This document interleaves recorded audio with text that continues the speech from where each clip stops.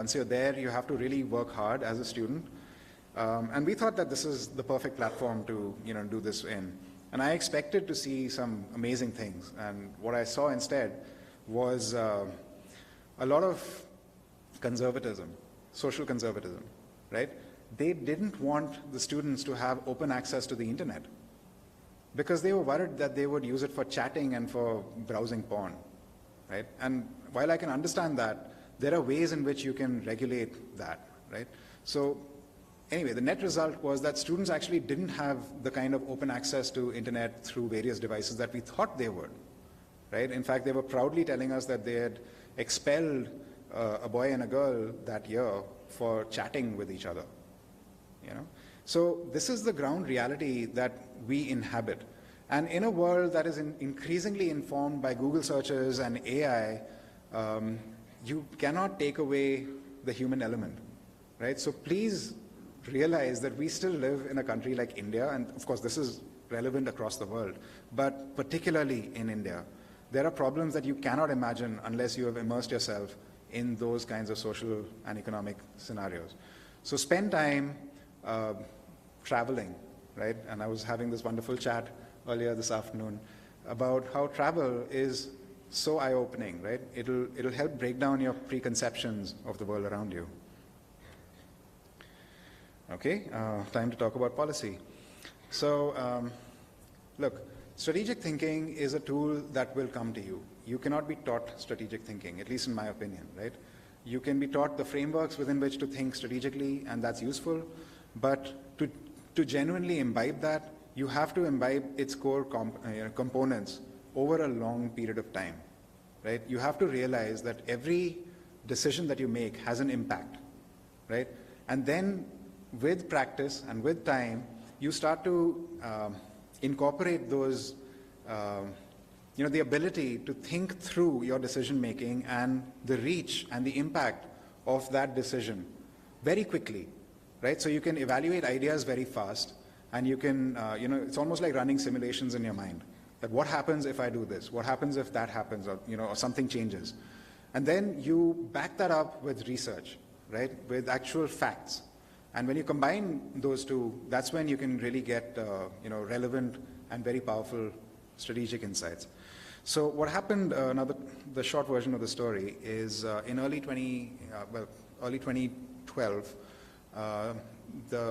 somebody at the National Innovation Council, one of the founding members, they reached out to me and they said, okay, we're trying to understand how to create an innovation ecosystem for the country. And can you write a small piece on how design education can play a role in that? So I did.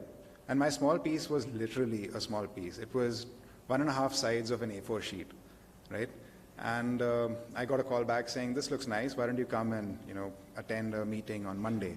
So I showed up on a Monday at the Planning Commission, and they have this enormous room. It's like about half the size of this room. This is enormous, but it's a boardroom, right? And they have this enormous elliptical table over there. And I sat down in this room with 30 other teams of designers, right? And design professionals from across the world. So they had been working on this brief for months before, and each of them had like a 200-page document that they were presenting. And so by the time it came to me, I realized that there was this recurring theme. It was like saying that, okay, give us this much land in this location, and we will create a design university with these courses, and we will cater to anything from 500 to 5,000 students, or whatever, something in between, right? So it's possible that that was the brief they were given, but I stood up, by the time it was my turn to speak, it was the evening already. So I stood up with my one-pager and I said, look, creating more brick-and-mortar institutions is not going to solve any problems in India. We've got a problem of numbers. So what we need to do urgently is create an open design school, right? Really a space which would share design learning materials openly. I think these concepts are fairly freely available and they circulate now. In 2012, it wasn't really a thing. So anyway, I think there was that. The other thing that I wanted to do was, I was very concerned that designers in general get lapped up directly by industry. And society, at large doesn't get the impact and the benefit of design education, right? So I wanted to create something that I thought of as the National Design Innovation Network. So you can think of it as a large social network for massive social change, right? So essentially what you're doing is you are connecting end users on one platform with change makers. So design students for sure, but also all kinds of other students, right? So essentially this was going to be at the university level. Now what would happen through this network is you could have, for instance, a village somewhere in the back of beyond, underserved, which has a health and sanitation problem. And they put up on the network that we need urgent help with, toilets. So you could have, say, students of product design from Karnavati University wasn't around then, but say at that time NID, teaming up with medical students from, say, AIMS, going into the field, looking at the problem space and designing solutions for that. You could also, through the network, pull in senior designers to act as mentors who would ensure that the quality of the design output was at the industry level, right? And then and you would also have access to industry that would help you to prototype these solutions really quickly, right? So we would have like access to, say, any of these, majors. And if the solution was proven to be effective, the government could implement it at scale. Now keep in mind that the government already has a mandate to do development work, right? Why does a lot of that not get done, or why does it take a long time? Because we have a lot of problems. This platform was meant to give the power to address those problems to the people, okay? And the last part of it, last component of my proposal was to create design innovation centers. So the idea was, how do we bring design education to non-design educational institutions, right? Designers themselves were, we live in a very happy sort of echo chamber, right? We always talk about how design is so important and, design can impact the world in positive ways. But actually, the people who move the world are not designers, right? We contribute to that, but there are a lot of other people that move the world, right? We have to work with them. So the idea was, how do you, at inception, ensure that design is part of their vocabulary and their training and their thought processes, right? So anyway, they liked the proposal, and my 1.5 A4 sheets did the trick, and they asked me to join, and I spent 6 months, turning that into a proper policy document on design. The interesting thing is that since 2013, the MHRD has been busy implementing that policy, and in fact, it is, if you look it up online, it's called the National Initiative on Design Innovation, right? So there have been a lot of outcomes from this program, and when we talk about designing for impact, 20 design innovation centers have been created since 2013. 64 spoke institutions have been established. Do you know about the hub and spoke model? There'll be a central university, and then it would cater to and support a number of spoke, universities or institutions. 10 in IITs have design innovation centers, have built design innovation centers since. 9 central and state government universities have done that, and at least 1 school of planning and architecture. And all of this is just in phase 1, right? This was just with a grant of 20 crores. This is going to grow into phase 2 and 3 and so on and so forth. It's doing fabulously well. A few of the target areas that these design innovation centers are covering, for instance, at Pune University, they work in their research areas of chemical, physical, life sciences. IIT Roorkee focuses on issues in the Himalayan region, right? So the idea always was that under this model, you could democratize and give power to the people to address either regional problems or deal with wicked problems which apply to the entire country, and that is happening. The last slide on this is, hundreds of projects and patents have resulted from this initiative. Dozens of startups have been created, and the Open Design School was, well, at least in a way, was reinterpreted by NID when they created their own version of that. And the National Design Innovation Network has been established in IISc, Bangalore. So yeah, a lot of impact, and I think I've been trying to chase this kind of high ever since. These sort of opportunities don't come easy. They don't come often. But anytime you can navigate your career towards this, working with people in power who have the ability to impact the lives of millions, take it as an opportunity. It's a massive learning opportunity, and it's going to teach you a lot of stuff. All right. So the last story for the day is around culture change. This was a project that, this was my second project when I was at BCG, and this was with the Saudi government. And so what was happening in 2019 is that Saudi Arabia wanted to reduce their dependence on oil. And one of the ways in which they wanted to do that was to promote tourism. So they wanted to open up the kingdom to tourism and to people coming in, and essentially what they wanted was also culture change, right, without really calling it out as such. Now, I was brought on board to try and figure out what to do with this problem space, because you've got to try and understand, before you jump into solutioning mode, you have to define the problem. You have to understand it, right? And what is the problem here? The problem is that in all of Saudi, there was no tourism infrastructure, right? The only tourism that had happened till that point was religious tourism, right, for Hajj and Umrah. So what we needed to do was something that would be a systemic level intervention that would endure all kinds of new interventions that were going to happen in the tourism space, right, or in the creation of tourism infrastructure space. So what I worked on then over there was to create an innovation lab, which was going to be a space that would transform the culture of the organization. And how did I do that? I took a small team, I cherry-picked a team of cross-functional people from the organization. This organization was called, at that time, the Saudi Commission for Tourism and Natural Heritage, SCTH. Right? So there's a lot of these royal commissions that are supported by, that are led by various members of the royal family, and they thrive on royal grant money, and they do various kinds of work for the government.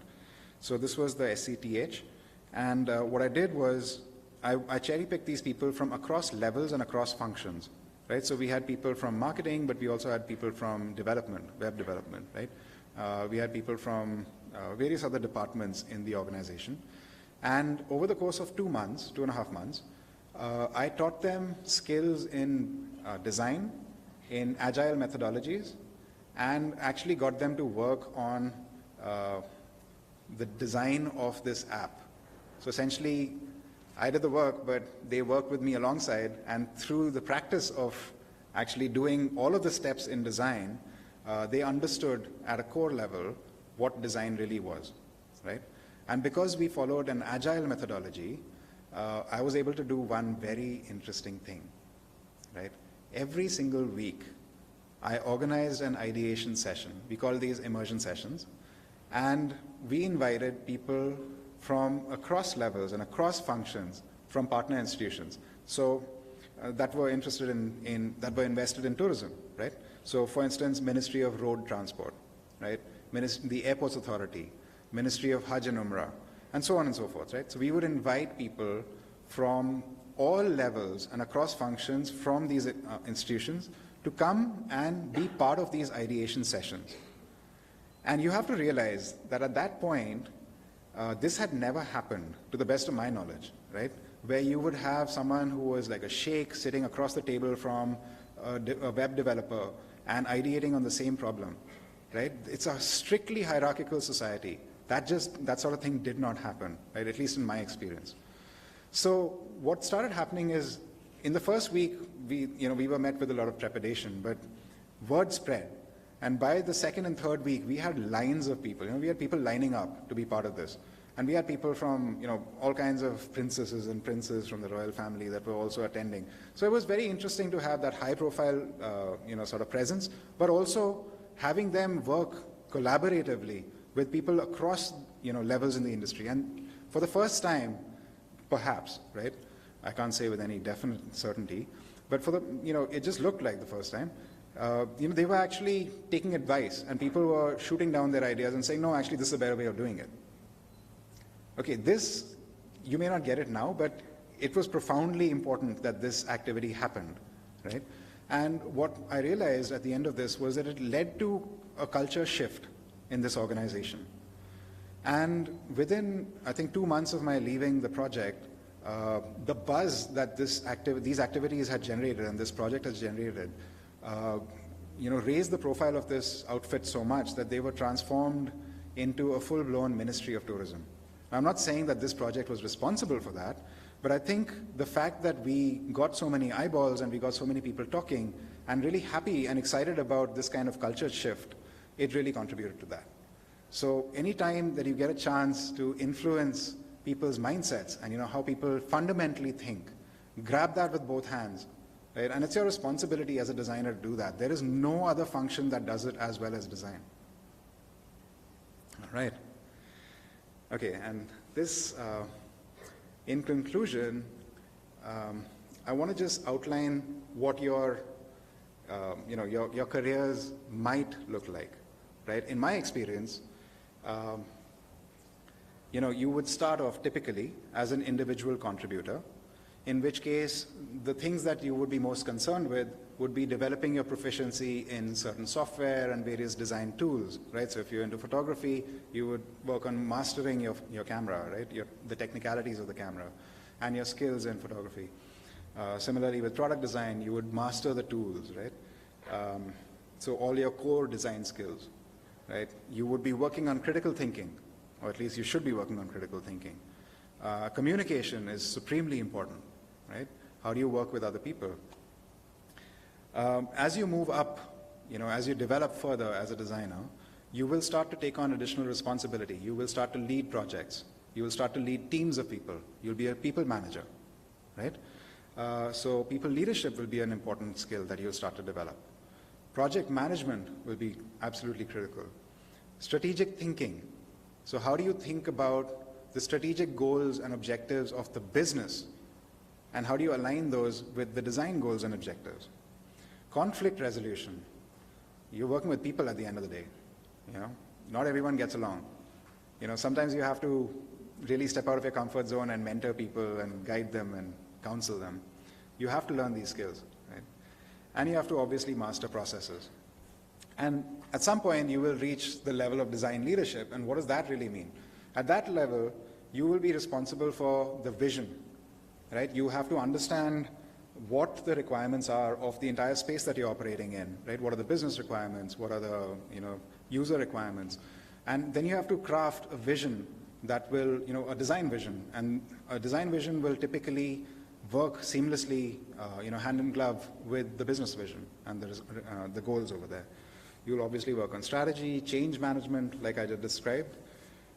Relationship building is going to be a big one, because as a design leader, you have to work with, so in my industry, in software, I have to work with engineering leaders, I have to work with product leaders, I have to work with end customers and various stakeholders on the customer end. So how do you manage these relationships in a way that allows your teams every opportunity to go out there, conduct design research, really uncover the problems they need to be solving? So the nuances of your role, really change, and even the core skill sets. And of course, design advocacy, right? You have to advocate for design in your organizations. Another way of thinking this is, is through this visualization. It's extremely crude, but I think it captures the idea, which is you're going to start off with a lot of your core design skills, but as you progress in your careers, the amount of time that you spend on core design will start to shrink. And all of these other skills will take over your life, right? So at the moment, I don't want to paint a very bleak picture, but most of the tools that I use are things like PowerPoints and Excel sheets, because I do a lot of planning for my team, right? My job is not to push pixels anymore. My job is to ensure the conditions for my team to be able to effectively work, right? So the responsibility I have, and I'm very sad about it, that I don't get to do core design anymore, or very, very little of it. But to be honest, my time would be completely wasted if I was doing that at this point, because I have the breadth and the depth of experience that allows me to function at this level, which is absolutely critical, right, to bring the insights and the sort of knowledge and awareness of design to people who don't necessarily understand design, and then to create a condition or the conditions necessary in an organization to develop the design maturity of that organization and take it to the next level. It's an extremely complex task, and it's a lot of fun as well. When you're a design entrepreneur, you have to do all of this, okay? It is brutal. It's absolutely brutal. You don't have a choice. It's a lot of learning. It's hyper-accelerated. You have to do all aspects of this. So for those of you who are considering entrepreneurship, go in with your eyes wide open. Learn every skill you can right now. No skill is too small to learn. Everything will come in handy, right? And at the same time, think about it, right? How much of your curriculum currently supports knowledge in design management, right? Or any kind of management or leadership, leadership skills. In my time, unfortunately, we didn't have a lot of that. We had one course in design management, and we didn't really take it seriously. I really should have, right? You guys have the opportunity to learn these skills, and there are many forums through which you can do that, right? You don't have to only rely on your curriculum and your teachers to do that for you, right? You can actively go out and seek all this knowledge. So do that. Please provide a strong foundation for yourself when you get into the market. And this is my last slide. I think my closing summary would be, please explore diverse paths in design. There's absolutely nothing wrong with specializing. If you want to just do type design, more power to you, right? It's a phenomenal field, extremely important. If you want to just focus on photography, whatever it is, right? You want to just hyper-specialize, okay. But if you think you're the kind of person who wants to explore more aspects of design, do that, right? And do it wholeheartedly. And do it when you're young, right? When you don't have responsibilities, right? Because it's going to be very hard to do that and justify, bouncing around the walls, fighting for a paycheck, fighting with clients, all of that it takes a lot of energy. You have time when you're young. Time is at a premium as you start jumping the decades. Embrace creativity, right? There's something about art this time. You've all been born into a digital world. I think there are so many demands to your attention that you really have to be the gatekeepers of your own minds. So be careful what you're giving your attention to. Like, all of your free time should not be taken up, like, you shouldn't just pick up a phone and look at it because you have 5 free minutes, right? Try to put it down. Even if you're doing nothing, even if you're not thinking anything, there's some empty space which will get filled eventually by some funny thoughts. Give it a chance, right? Just calling it out. I'm sure a lot of you are very responsible. I'm supremely irresponsible, so just calling that out for everyone. Collaboration is unbelievably important. As designers, I don't think, at least in our time, we were not taught the importance of sheer collaboration, right? We had one systems design project in which we worked with other people, but essentially we worked only with other designers, right? So the ability to work with non-designers is critical, because when you go into industry, you will be working with non-designers, right? You have to learn to speak their language. It will give you perspectives on your own work that you couldn't have imagined, right? So please spend time collaborating with people. Stay curious, continue learning multiple skills. We are now in the age of AI, and we don't even know where this is going to take us, right? We don't know what design education, what design practice is going to look like in the coming years. It's going to be crazy, right? Already the impacts are felt in the last year, this year. There are continuing layoffs because AI can do so much of the work, so much of the grunt work, let me say, right, that we used to do earlier, which is good and bad in many ways, right? Because the quality of the work that we do as design professionals then gets sharpened when we start using AI in our workflows. But having said that, going by my experience, what I would suggest is build a vast amount of knowledge and skill, right? Just explore as many aspects of this life that you can, right? Of the function of design and other things, because that will help you to survive the age of AI. You're inheriting that as you graduate, right? So that will give you the skills necessary to do that. Yeah, that's it for now. And I'm happy to take questions.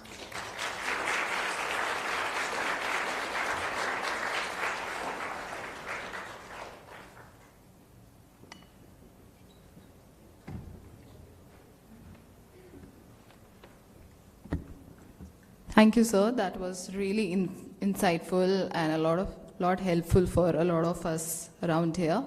I would like to invite Dr. Sharmila Sinha to please deliver the vote of thanks.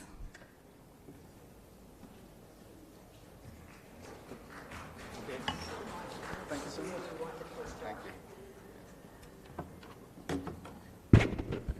Thank you so much, Abhimanyu. I'm taking the thing to call you Abhimanyu.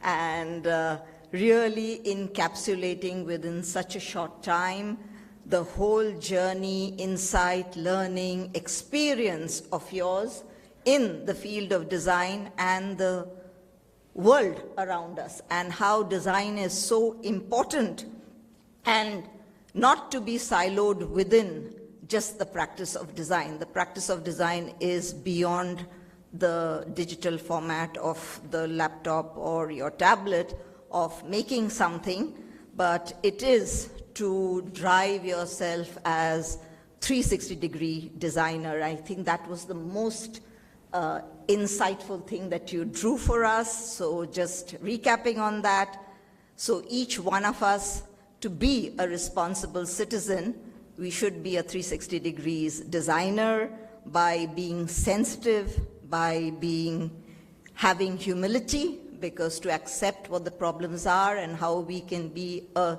small drop in the ocean and make great change. We should be grounded in tangibility. So I think a lot of students are doing these craft works and they're questioning the why, that why are we doing this? But as you put across, everything that you do, you touch, you feel, comes to you somewhere in your design, and to build collaborative knowledge and to be sensitive towards things around us so that we can grapple with those problems, use the great gift to be a designer, to bring about radical change, and therefore to navigate and lead the world as great designers, building great value propositions, and making a change in someone's life. Thank you so much.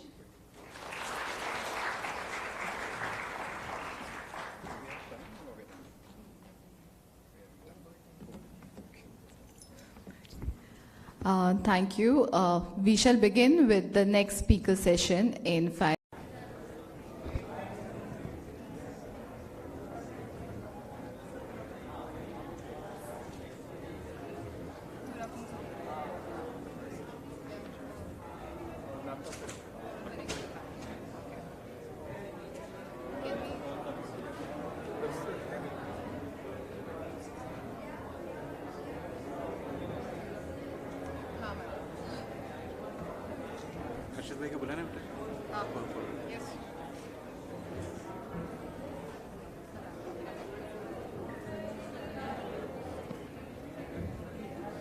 What is happening? Like, this is magic, so it really brought those stars in my eyes, and I realized, wow, so I need to do that. And I was in 5th, 6th grade के around, थोड़ा सा घर में जुगाड़ किया, drawing room, lights switched off, table के नीचे, you put on the lights, and then you start drawing things. No principles there, no nothing around. It's just that what he was doing on the show, I just wanted to replicate that. He was opening his mouth and closing it. And it really just when I put it together, sued it, in a very rudimentary manner, I could see magic happen. And then I started doing it as a hobby. So that went on with me, that hobby, but eventually there is a time when it comes here, when you have to choose your career, and then architecture was the only way. As I was saying, for a long time, it didn't feel that I was complete, and it didn't feel as Abhimanyu said, like drive the juices inside me. So after finishing, I applied for NID and got into NID, luckily, thankfully. Yeah. And during that time,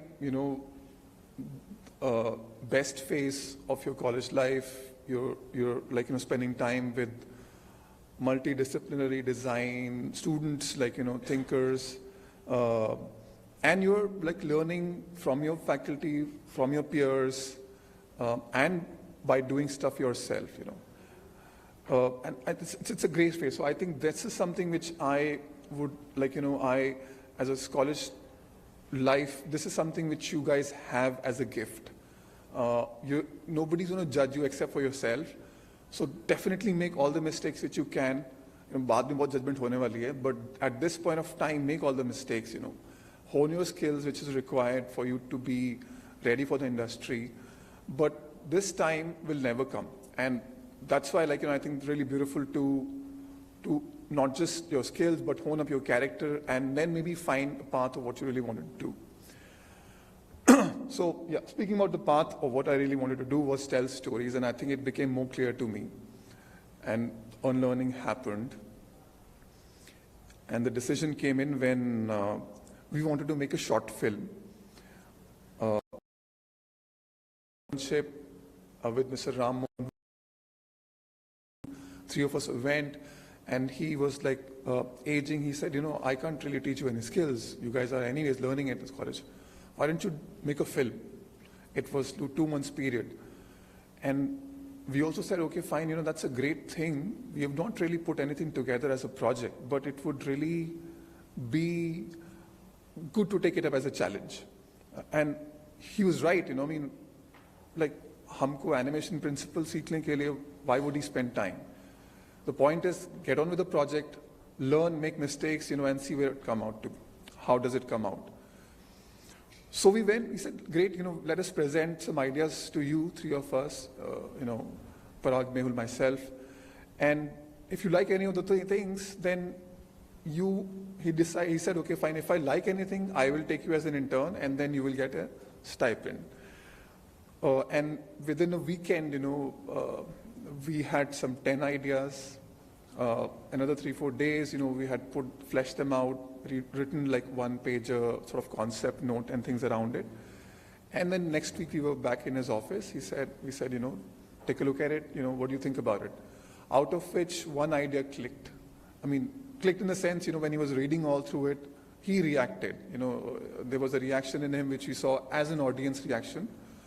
Most of the other ideas, it was like flat, so there was no reaction. And that connected, and he said, okay, fine, why don't we make it into a short film? And one more wonderful thing was happening during the time was animation as a process was going through a certain shift. There were very complex cameras, there were complex setups, there were things required for you to even put together 1 second of an animation. And we were learning that, like, during our college time, but there were also the advent of new tools. You had to, of course, like, follow the same process as a storyteller or a director would, but you had more tools, and one of the tools was Flash, which was primarily being used for web design and everything digital. But we, 3 of us, were able to crack few things around it, experiment, like, in our labs in college, and do some small experiments to get a hang of the tool. However, we had never used that to tell a story, or never use it, like, to basically create an animation shot or something. But over there, 3 of us with a storyboard of ideas, like, and this tool, like, which Mr. Raman had, I think we were pretty much set as a small production house to then put it together. And just by, like, giving that as an example is completely, I can see something which is happening in the current times also. New tools are coming in, and the old tools are, like, sort of getting obsolete, We're talking about AI, we're talking about, like, things which could change, and that will keep on happening. At any given point of time, nothing is stable, things will move, things will but point what will stay with you is your ability to adapt to the changes. And if you're a storyteller, that's inside you. How do you use this new tool which you have to tell a story? And so that was it, and we put it together. We had a short film, great time. That story was well received. That short film got us a lot of, I would say, awards as student categories. And it was like a funny, fun short film. And it's basically got us to believe that this is, got to believe that this is great, this is what I want to be, this is what I've been always wanting to do, and I want to get on my next project. And then other things, of course, happen on the way. So coming to where I am right now, heading the kids network, Warner Brothers Discovery South Asia. Warner Brothers Discovery is a combination of things. It's a global media giant. I'm definitely sure that you will find your favorite fan moment over here. So we have DCs in a portfolio. We have all the superheroes from the DC world in our portfolio. We have the Visiting World, which is Harry Potter, Fantastic Beast. We have the legacy animation characters, Looney Tunes, Tom and Jerry, Ben 10, Scooby-Doo.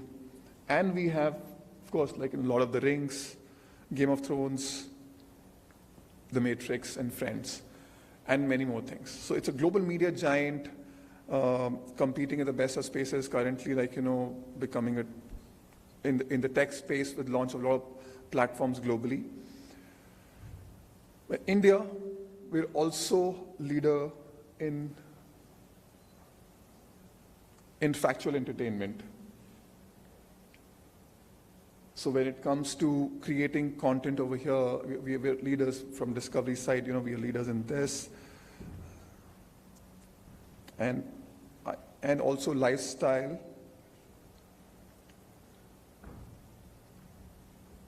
Into the Wild with Bear Grylls is also part of the Discovery portfolio, which we've done multiple stars and celebrities here. So just a little glimpses of something which we created is my favorite show which we created with one of the legendary writers, Amish Tripathi. एक गाथा जिसे सदियां खुद दोहराती है, राम राम नाम में पूरा विश्व समाया हुआ है। एक गाथा जो हिंदुस्तान के दिल में नजर आती है। Ramayana remains a living story in every Indian heart. गाथा ये माँ सीता की, गाथा ये श्री राम की, गाथा ये रामायण की, भारत के अभिमान की। पर इस कहानी के कुछ पन्ने हैं जो खो गए हैं वक्त के फेरे में। श्री राम को एग्जैक्टली 14 साल की वनवास क्यों हुई?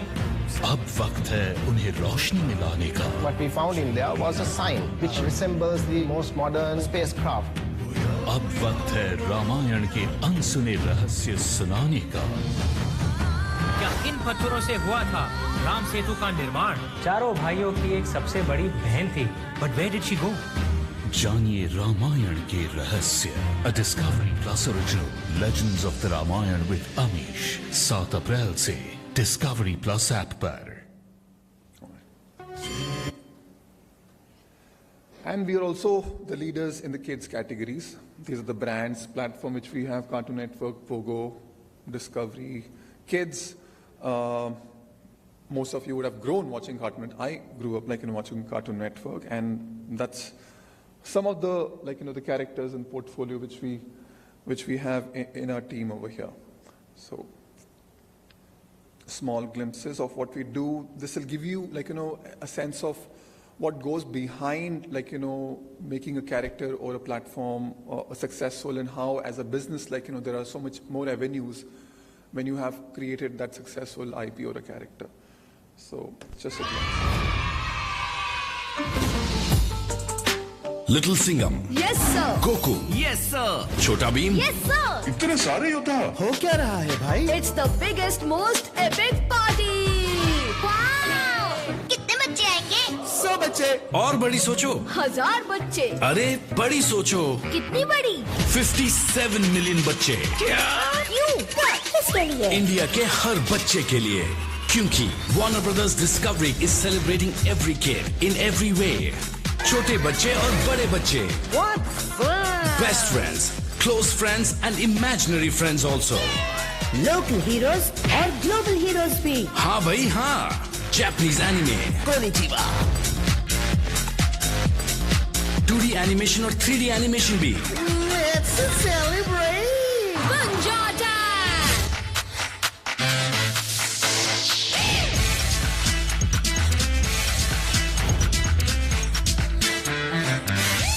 Warner Brothers Discovery Kids Network. It's the best! It's the best! It's The best! मगर बच्चे हैं कहाँ? जहाँ देखो वहाँ बच्चे और इतने सारे बच्चों को क्या चाहिए? Entertainment! Entertainment! Entertainment. वो भी different languages में. तथास्तु! Warner Brothers Discovery Kids is going big in 2024. 8 new shows. It's so cool. और 44 new movies कि मम्मी से परमिशन तो लेनी ही पड़ेगी. तैयार हो जाइए. पूरे साल धमाल. ये हुई ना बात. Warner Brothers Discovery Kids का मजा अब स्क्रीन्स पर ही नहीं बट रियल लाइफ में भी मिलेगा.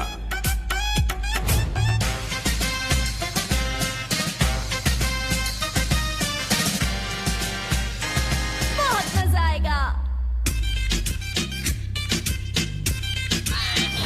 और तो और स्कूल में भी. Little Singham करे help with daring. छोटा भी बोले sharing is caring. Are you ready? Whatever the challenge, they are ready. माली कर दिया. सोशल मीडिया पे भी तो धूम मची है. और सबसे बड़े बॉलीवुड स्टार्स भी इनके फ्रेंड्स हैं. Friends नहीं, best friends. नेकी का पूरा नेशन. 2 सुपर हीरोज एक साथ. थैंक यू छोटा भीम. और सबसे ज्यादा मस्ती कब होती है? Only on our birthday.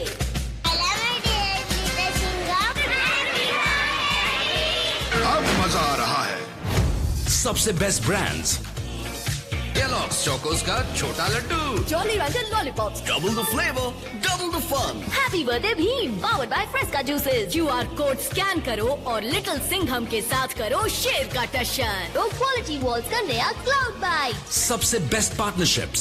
Celebrate triple friendship with ITC Candyman Fruity Fun 3-in-1. Tiger. Mulling की प्रिंसेस भी ना मानेंगी हार. तो सब हो जाए तैयार. क्योंकि Warner Brothers Discovery Kids है. किड्स का फेवरेट. Parents का favorite. स्टार्स का फेवरेट. मार्केटिंग का फेवरेट. और हम सब का भी फेवरेट. एकदम पैसा वसूल. एक बार फिर से बताओ ना. Connect brands to consumers. Licensing, non-licensing partnerships, co-brand TVCs, in-show product integrations. Biggest teen birthday celebration. #1 kid. Only on Warner Brothers Discovery Kids Network, where we celebrate every kid in every way. Right.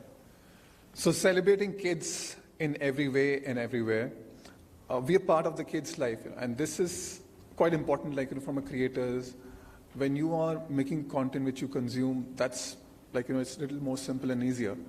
But I mean, when you're creating a content for a TG, which is different, and their changes are, their tastes are changing, like at such a fast pace. That's a challenge, like which we have in on my side of things. But the brands have been around here since 1995. Cartoon Network was launched. Pogo was launched as the India-only channel from Warner Brothers Discovery back in the time, 2004, and Discovery Kids in 2015. So we are present, on multiple facets from school contact programs to social media. We have the largest social media community in the kids segment, to brand licensing, to games, and also on the OTT platforms.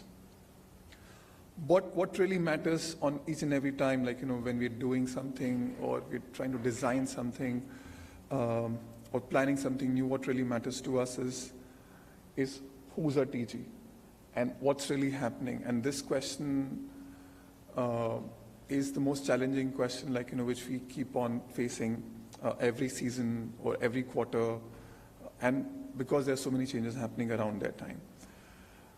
4 to 12 years, boys and girls, this is the first core of influence, which is your parents, school, friends, but then the world starts to expand when the kids are growing up.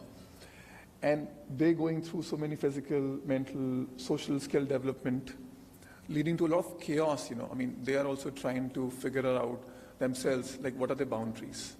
And you see these kids trying to do in different manner. आप उनको बोलते हो कि ये नहीं करना, but the kids go still and do it. And that's what, they're trying to figure out their boundaries, which is quite beautiful. Now, we, as creators, try to figure out how do we fit into this universe. What is it that we, where do we come in to help in the development, help them, figure out what's missing, in their growth. And that's where, we come as an influence when they go looking for larger than life heroes. This is something, like an imaginary hero or a hero, which can have that positive influence around them. And then the whole world starts opening for us. If this is something, which you're providing, what do we do? What do we tell them? How do we engage with them? What kind of stories are we telling? What is it entails the winning good over evil, or is it school-based, fun, musty, friendship? And those are the things, which goes into the insights to help us really design a show for them. So two of the key shows which I'll be talking today is Little Singham and Fukre Boys. Now, Little Singham, which we launched in 2018, comes from the legacy of already existing character in the theatrical universe by the name of Singham. The movies have been made multiple times in various regions by different directors, and primarily in the Hindi industry as Singham by Rohit Shetty. And when we were looking at creating a new show to make a difference, because Discovery Kids during that time was kind of lacking in its reach and rating, and it was inconsequential in the entire system. So we had about 30 different pitches and IPs and development projects going on to look into, and we had to filter it out through that. So we went on research across India in 7 different markets, looking at what the kids would connect with, and how can we then shape the show into a long-running series. And Little Singham really came out at the top, which is the kids' need of finding a hero who they can join a journey with, going into imagination, defeating villains, going into adventures every day, who can relate to them when the problems they're going through.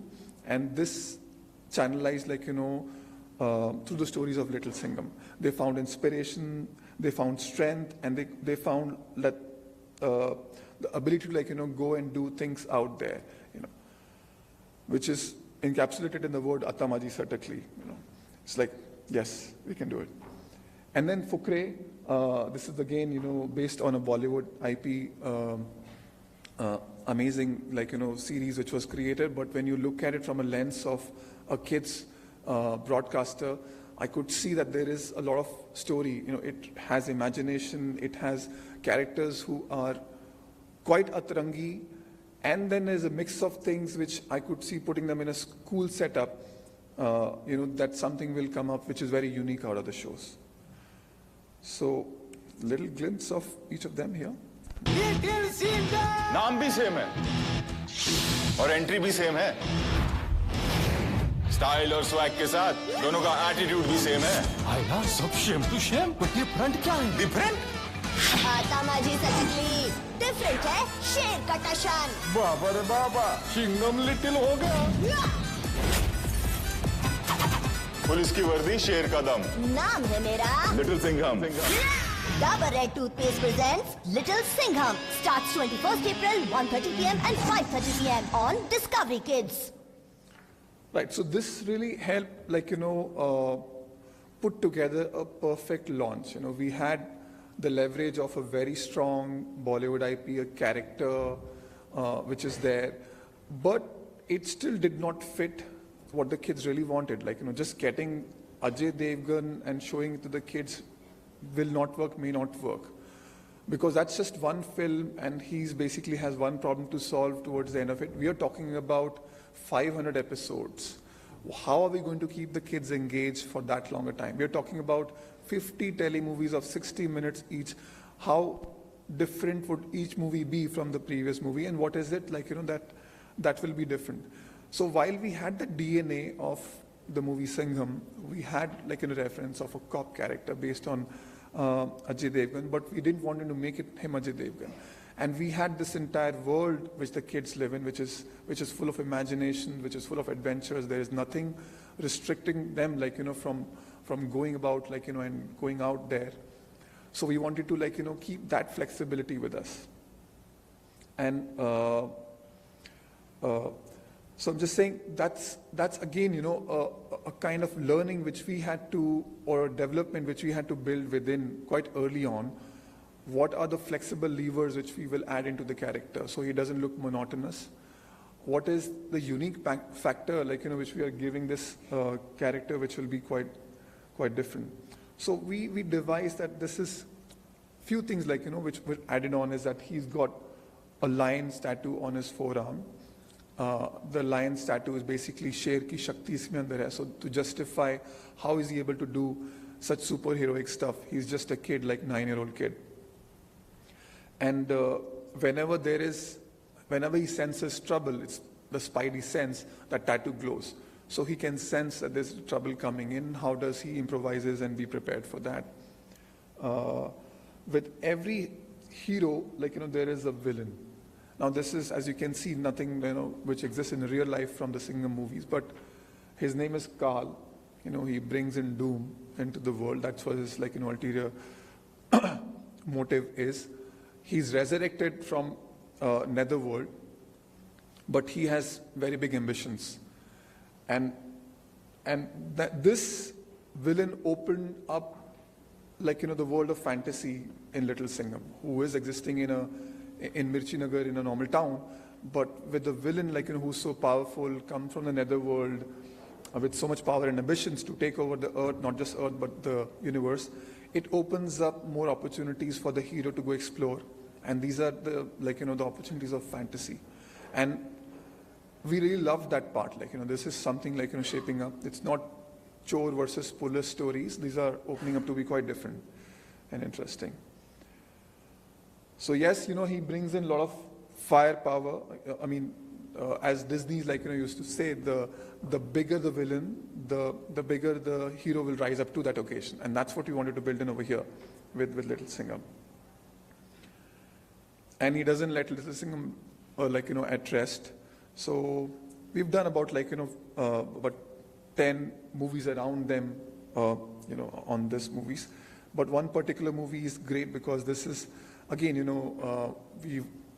we use the tool from 2D animation to 3D to get more engagement from the audiences, and then the whole world opened up, like, in terms of development. So बुराई के विष ने इसकी शेर शक्ति छीन ली। पृथ्वी को बुराई से बचाने के लिए मैं हर कोशिश करूंगा।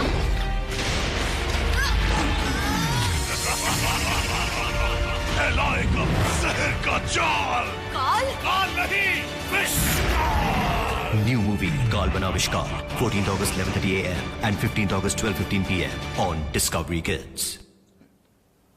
So in this new avatar, Little Singham travels from being a cop to being a different avatar, which is, we show the world, glimpses of the world called Shervansh. This is again imaginary world, not taken from the movie, but if there is a Kaal and there is this fantasy world, where does the Sher Shakti comes from? The idea was, where does this come from? Does it reside in any place? I mean, he's got a tattoo, but beyond that, what's the meaning for it? So the whole world of Shervansh came in, and if there is Shervansh, and Little Singham is the protector or the Shervansh of this era, who were the Shervanshis of the previous era? So you saw the lion, like, anthropomorphic characters, which opened up. Now, this is where the things take beautiful turn, because your normal human kid now resides, not just from a village in Mirchinagar, but in a space like, which is moving in between, multiverses, and there are different villains who can come in. There is magic, there is fantasy. The rides is not just a jeep anymore. He's riding a dragon. And this is what kids really love. You basically, it wasn't thought in, it came in through the process. Every season we were trying to develop things. But we would go back to the core things also. And in all the fantasies opened up, we also brought in Little Singham's mentor, the people kids look up to him as a hero, but who are the heroes he looks up to? And what if he goes on an adventure with them, and if there's an opportunity comes, what will happen? And if a hero's hero comes, then the opportunity should also be that big, or the problem should also be that big that it amounts for their effort and time to come together. So this is Mahasangram, Mahasangram.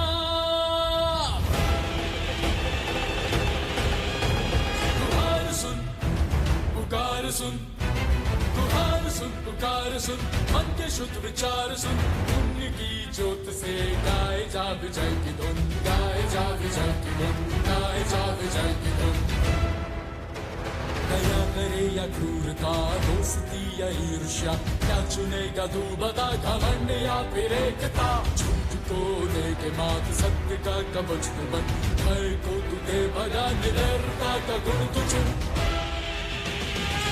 पुण्य अस्त्र की कमान करने चले वीर बलवान पाप और पुण्य का महासंग्राम पाप और पुण्य का महासंग्राम.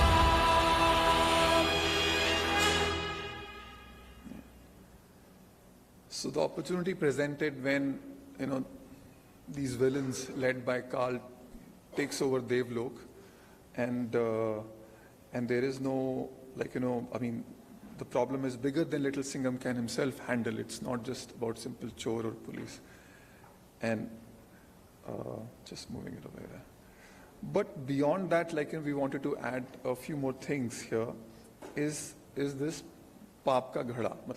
There is this philosophy about paap ka ghada bhar gaya, or punya kam hota ja raha hai. So what is the paap? How do we tell, what is a kid ki paap kya aur punya kya hai? How do we tell it in a simple manner? Ki agar aap chori karte ho to ye paap hai. अगर आप jealousy करते हो किसी के साथ, तो वो भी एक पाप है then. But उसके counter, what is the punya? So while Karl and those fantasy villains have taken over, the paap side of this ghada has come heavy, which means the world across, or let's say the universe is now in a big problem. So Little Singham, with the guidance of little Krishna, has to travel these worlds. And he himself becomes the kid. He doesn't have all the punya in him. He has to earn the punya as he goes from the world, one world to another world. अगर उसको डर लग रहा है तो वो निडर होके जाएगा. अगर यहाँ पे उसको jealousy है किसी चीज़ से, तो he will be helpful in kind. The underlying theme was, how do I tell my kid, when he's watching this show, that there is something good for you too to pick up too. So, and when he goes from these 7 different worlds, he will connect the punya. वो सब पुण्य जाकर वो उस घड़े में डालेगा ताकि उसका the balance of both the things come back and they are able to take over the Devlok. And so again the world expanded in this. We got in some earlier villains from Little Singham's universe. We created some new guys also. The worlds also were very fantasy based, and there was water, air, fire, everywhere we could travel to create that challenge for him and to create that sense of adventure into the story is something which we added. And that was Paap aur Punya ka Mahasangram. It was sort of a mini series, not necessarily in the 11-minute episode. These are all 44 minutes into 11, so it's like as good as you watching a a mini series or binge watching something like, on an OTT platform, we created something like that. And it did really well, like, in its ratings. Continues to do well, yes. While we travel in these things, this is, I'm talking about, this is sort of a work about 6-7 years, which we're trying to crunch in, so 1 hour, but I'm trying to bring in the key highlights which help, like, us shape the hero and the world around him. So we traveled, like, fantasy, we broke the ceilings, we did something unexpected for the kids and they really liked it. But there was always a question which kids would ask on different forums and wherever, like, we would be connecting or engaging with them, कि यार उसके माँ बाप कौन है? मैंने parents देखे नहीं अभी तक. I mean, this is the third year into the show. We're broadcasting and the kids are coming and saying, कि I don't know whose parents are. And actually, that was a conscious decision which we kept right in the beginning because the main focus was the character. He said, if we layer it up with a lot of other things around, there'll be a lot of distraction. We don't want it. Maybe we are not clear at that point of time कि उसके parents कौन होंगे. So we had kept it open. There was no parent shown. We wanted the kids to connect with Little Singham, and that did fantastically well. There was no distraction. It was clear they loved the character. They continue to love the character. But the questions coming in now, not just from the kid, but even from the parents, कि यार मैं अपने बच्चे को खाना खिलाती हूँ, like, बैठता है, but parents ही नहीं है कोई, who's the father figure, what is it? So there were a lot of different problems which were coming in. And so we thought, okay, this is third year, something different we have to make. And we work well in advance. So the problem presented to us, like, in the second year, we're working well in advance to do problem solving for the third year and make it more engaging. He can't be, he's not doing the usual fights and stuff which he does in the previous season. So, okay, fine, let's try and bring it up. But the point is, the mother can't be a simple mother. Like, I meant, like, if she's not been around, there has been a reason. So we had to go back to why she's not been around. He's, by the time, like, done so many adventures, he's gotten hurt, he's come back, he's fought so many villains. And he's also established himself as a national hero, so he stands up to the pride of the nation. As Desh Ka Sipahi, we created a mini-series around that. So we thought that's a great point, if he's been doing that, the mother is not in his life because she's also on secret missions for the country as an agent, like, and these are international missions, so she didn't have a chance. Maybe she's watching it all this while, whatever is, but she never needed to because Little Singham was able to manage things by himself. So, yeah, I mean, वो अगर शेर का बच्चा तो माँ भी तो शेर नहीं होगी. So this is Anjan Challenge. Super cop से भी तेज मैंने काली परछाई देखी थी. है उसकी सब पे नजर. उस काली परछाई का नाम है ब्लैक शैडो. क्या है ये सीक्रेट चक्कर? न्यू मूवी लिटिल सिंघम की ब्लैक शैडो से टक्कर, Sunday 9th May 11:30 AM on Discovery Kids. So if she's a secret agent, she's not going to come like, emotionally, mera bacha, nahi. And the kid is also not like, Little Singham is not, why don't we create a spy versus spy situation around this, where they are probably have the same goal, but there's no trust between them. And like, so that became very interesting to write, that became very interesting to like, develop, to see a mother and son's confrontation, which happens, at homes. But we just basically, gave it a different scale altogether. Ye jo bachche bade ho rahe hote hain, I mean, I'm going through the same phase, they become like, your biggest challenge, like, छोटे होते तो सुन लेते थे, अभी नहीं है. But how do we capture this within the moment and in this story of Black Shadows के साथ टक्कर? And again, this the feedback while we received, and we're doing it, I think thankfully ears were open, we were open to it, because this movie became the #1 movie of the year when we launched it. Kids loved the character Black Shadow and the the chemistry which the son and the mother shared, and for the national pride. So they became quite regular. So we did multiple other adventures between Black Shadow and Little Singham. And this was happening, we took if you can see the backdrop, this was all happening. The main, the settings was Dubai and Burj Khalifa and everywhere. So pretty much little bit inspired, from Mission Impossible world, but the idea was that that's a great format, spy, these gadgets, and you can't trust anybody, yet you have to win for your nation. So it presented, and so we have the universe where Kal exists. We have basically the fantasy, imaginative villains with superpowers, and then we have this where is a spy angle to it, where India is shining, but other countries are looking at us resentfully, and there's somebody or the other doing some of the other schemes. So this was a great setup. So we keep on exploring within this universe too. But then we also added another layer. At the next season, as we moved on, is we realized that we've seen little, and again, this situation was quite wonderful because it was very unique.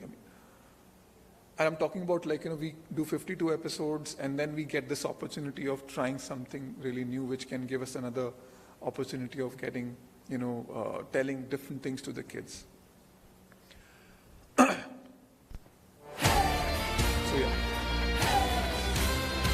Super Squad, Karnavati hai taiyar, desh ke liye.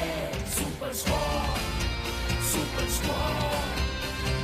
जीतेंगे हम चारों या दुश्मन का होगा बंटा डाल. हम हैं सुपर स्क्वाड, BSF की शान में वीर मेरा नाम है. खुसे ले जमाऊं मैं, खुसा एक जमाऊं मैं. और से है मुझको प्यार, Chinu is my name. Animals or plants है मेरे यार. Shivaji from Chennai, मेरा सीन. हदैवा मेरा हीरो, दुश्मन की जमा तू आइसक्रीम. मैं हूँ लिटिल सिंघम, मेरा नाम तो सुना ही होगा. आता माची सटक ली, दुश्मन पे पंच अटैक होगा. सुपर स्क्वाड, Karnavati है तैयार देश के लिए. Super squad, super squad. जीतेंगे हम चारों या दुश्मन का होगा बंटा डाल. हम हैं super squad. So the kids started to identify themselves that they want to be part of Little Singham Super Squad, and that was quite unique. So we went with the proposition on ground at various events, join Little Singham Super Squad, and then increase his fan base. But because he had the Desh Ka Sipahi element in him, the kids over here, basically there is a secret program which the government is running to develop kids with or find or uniquely nurture the kids who have got special talents. And they were able to identify these kids. They come from different setup, like Veer is from BSF, Shivaji is from Rapid Action Force, and Chinu is from the Forest Department. So from different parts of India, and then we're trying to get them together on a mission. Again, new team requires new set of villains, and again open the opportunities for creating new villains. Think about them and what would these guys do in a situation where their talents can shine, And of course, when they're coming together, it's not that Little Singham is already a leader within the group. He has to learn to get to adjust, and they all have to come together before they decide, okay, Little Singham is sort of a leader, because that is also something which we can, the idea is that, we are unity in diversity, but we don't really easily gel well. So what are the good things which we look in each other and then try and connect and create a dialogue and, come together as a team. Right. But, so, so we talked about Little Singham's mentor with his adventures with Krishna, was really well received. Kids love little Krishna as a character. And in an endeavor to expand that, we launched another set of a superhero. Sorry, let me play this again. Diwali blockbusters में देव दानवों के बीच छिड़ गई जंग. प्रलय अस्त्र मेरा है.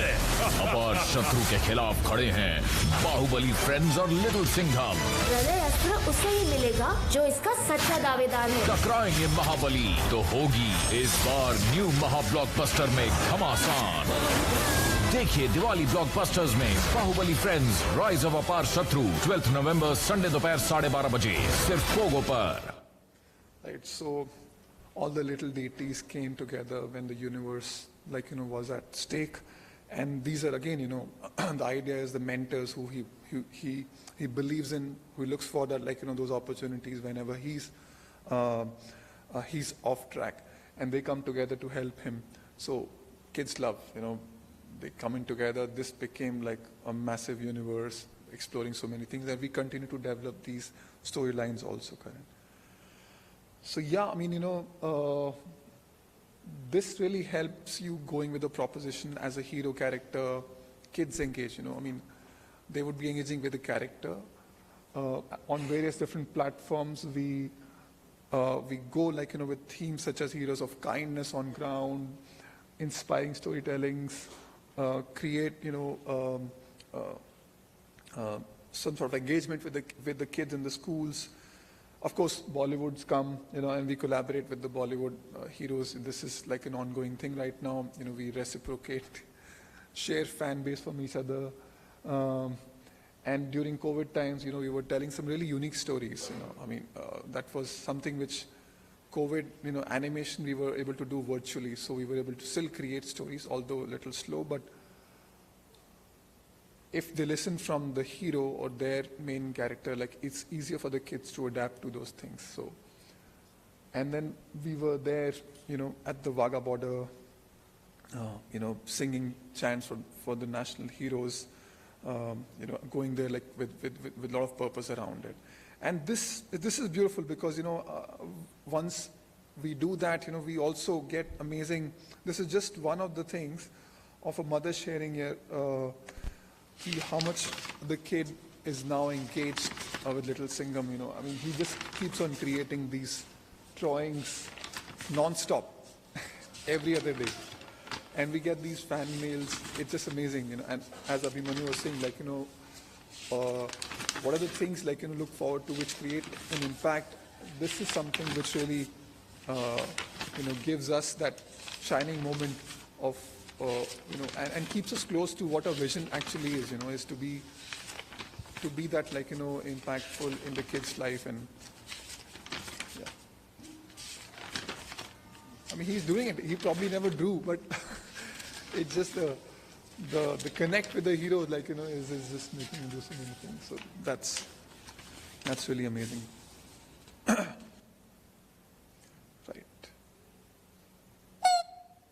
Yes. So. Story doesn't end here. We've done this, he's 9-year-old and the kids connect, but every 2-3 years, one batch of kids will, graduate, move out of a core TG, something else will be great for them. Reels, Instagram, or anime will take over and they'll move out, which is quite natural. But some kids stay back, which is great. But a core TG, this sort of cyclical shift keeps on happening. How do we catch the kids a little early on was the proposition here. So we created Baby Little Singer.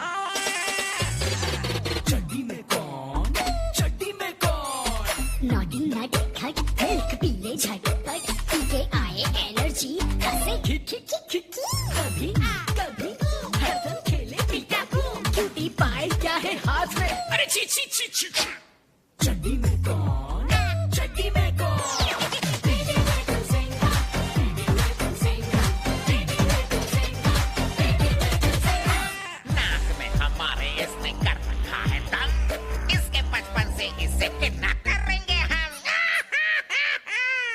इतनी सी size, हरकतें भारी भरकम, प्यारा प्यारा cutie, कौन है ये naughty, हंसी से जिसके भर जाए मस्ती का kingdom.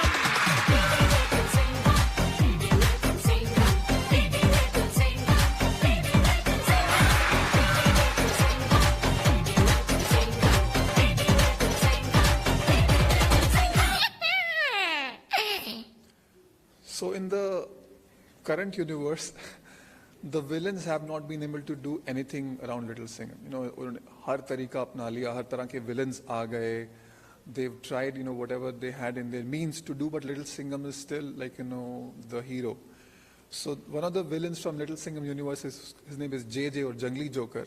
He brings the bunch of villains together and said, you know, we need to do something different. We need to go back in time. जब ये छोटा बच्चा होगा, तब उसको किडनैप कर लेंगे, उसकी कहानी वहीं खत्म कर देंगे, ताकि हमारी अभी ऐसी की तैसी ना हो. So that was the idea.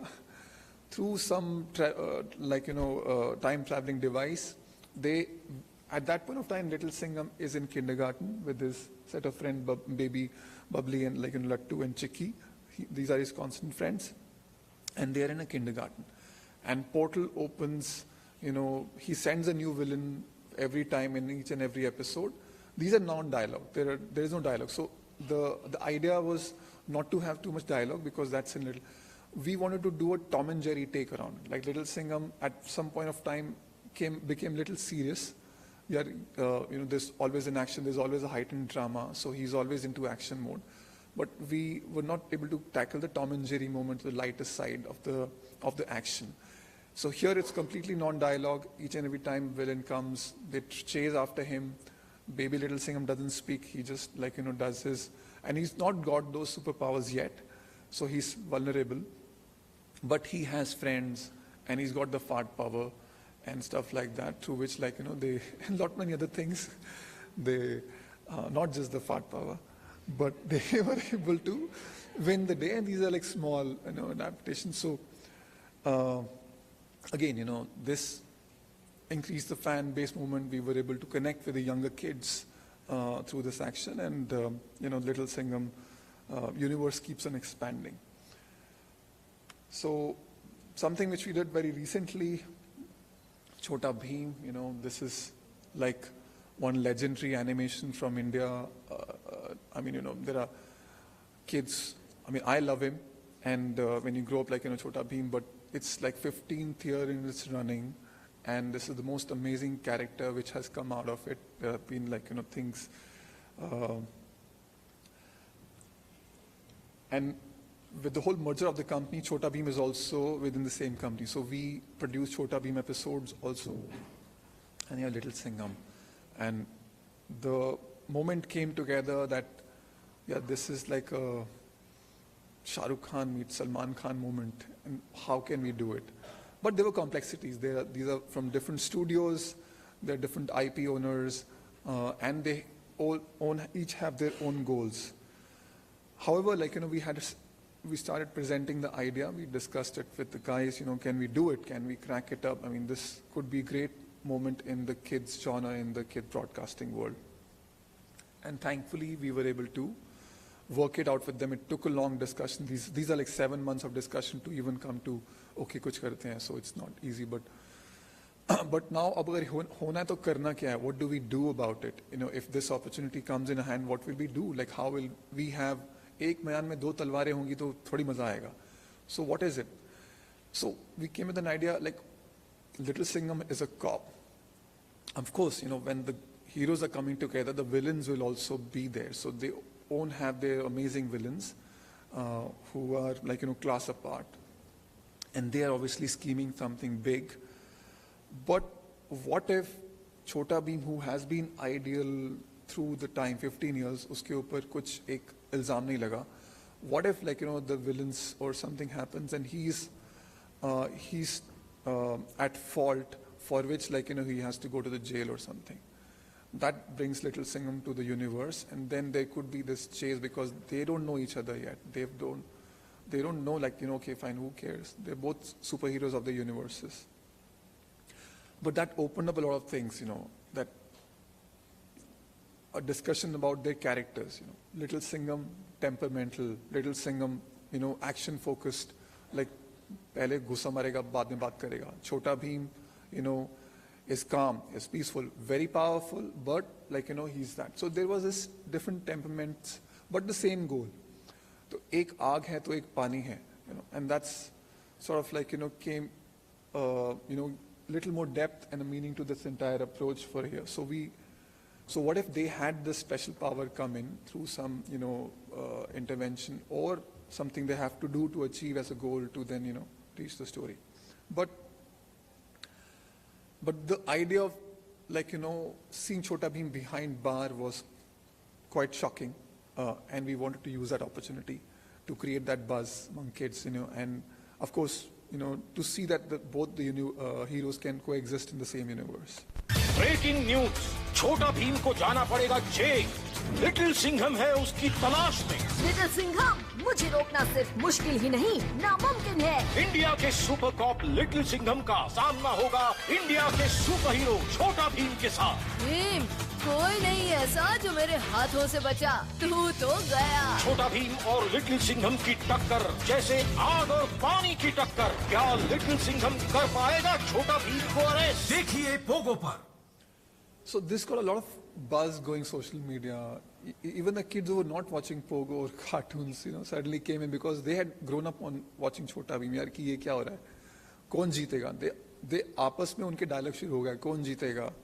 My own son, like, you know, was into this mix. He's like 5 right now, and he was asking me, like, you know, okay, I know Little Singham well, but Chhota Bheem में कौन सी power है? I said, Chhota Bheem Laddu खा के, and he face palm like Little Singham शेर की ताकत और ये लड्डू खा के, come on, yeah, that matches.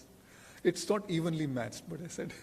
So all those things, you know, was really helpful in adding flavor around this mix, and you know, we did a lovely little promo with Shah Rukh Khan when, you know, when we were. हम जो ठान लेते हैं वो करके दिखाते हैं। जिद से अपनी मंजिल की तरफ बढ़ते जाते हैं। हम भी अपनी जिद से दुश्मनों को धूल चटाते हैं, लेकिन अपनी दोस्ती और रिश्ते पूरे निभाते हैं। तो सब हो जाए तैयार। आ रहे हैं पोगो पर पहली बार छोटा भीम और लिटिल सिंघम, दो सुपर हीरोज एक साथ इन न्यू महा ब्लॉकबस्टर आग और पानी की टक्कर। 31 दिसंबर संडे दोपहर 1 बजे सिर्फ पोगो पर। और देखिए इनकी नई फिल्म Dunki in theatres near you. So this movie became the #1 movie of the year, not just the year, but for Pogo, this was the #1 movie in the last 7-8 years, like in terms of the engagement, the ratings, you know, we saw some really superb jumps which delighted us. Even we weren't expecting that the audience would be giving this much love to the story. So we are creating more around these guys. आग और पानी की टक्कर के बाद काफी कुछ आग और पानी का, like, you know, आने वाला है. So that's something which we are currently working on for this year. Just wanted to check how much time do we have? Can 2-3 minutes only. Okay. तो फुकरे बॉयज तो थोड़ा सा फिर जल्दी निपटाएंगे. All right. So Fukrey boys, you know, just by, I don't know if you guys have seen Fukre movies or any one of them, or great, that's wonderful. Because when I saw the first one, I was blown apart. मैंने कहा क्या character है चूचा ये? Like, this is so amazing. He is the most animated character, like, you know, I could see. And I mostly look things through animation lens, so it really helps. But when I saw it, तो मुझे लग रहा था यार ये जो भी इसकी imagination है, it can really be, like, you know, well put in together, like, you know, in an animated format. And he has this amazing setup. There is a school bully, like there's a Bholi who's like a bully. Now imagine, like, you know, I've seen mostly boys as the bullies, like, you know, aa raha hai pitai kar raha hero ki aur usme school mein. But come on, like the girl bully, that's such a strong character, and Bholi. So that was perfect. These two guys, Honey and Lali, like, you know, Honey, the guy, an analytical guy, putting sense to what you're thinking, but Lali always, like, you know, shitting bricks in a situation ki ab main kya karu, and always presenting with a situation. So when we had to develop, like, you know, a new show, or we were trying to pitch it internally, like, you know, this was centered around Chucha ki yaar usko atrangi sapne aate hain. और हनी के जुगाड़, like, you know, say वो कुछ put, but Lali always has a warning. And then there's Bholi, like, you know, who is oil ombad, who's always, like, you know, as a bully, like, you know, she's messing around with whatever. Plus putting them in a school, you know, was instantly beautiful because we were able to connect with school stories. On Little Singham front, we were mostly on other adventures, but here, school-centered, whatever is happening here. But we presented with a little bit of swag. These guys are, like, you know, backbenchers, so they're not necessarily always, you know, A+ नहीं है. पीछे बैठ के like, yet they have to win the day with their jugars, right? And show में थोड़ी मस्ती है, थोड़ी और ज़्यादा मस्ती with the teachers coming into the picture, and lots of fukrapanti. So it looked like a nice little recipe and differentiated from the show, which was our hero show, Little Singham and Chota Bheem. So we sort of like, started discussing it with the Excel Entertainment team, Ritesh Advani, Farhan Akhtar. It took a while, like 9-10 months, to make them convinced that, they're very close to the characters. And you can understand why, because they're amazing. But, any third person comes in and messes around with the brand, nobody likes that. So we had to build a trust with them. We had to, like, really, it's not just based on Little Singham's success, but that bridge which we, like, that gap which we had to bridge it with them. Right. So.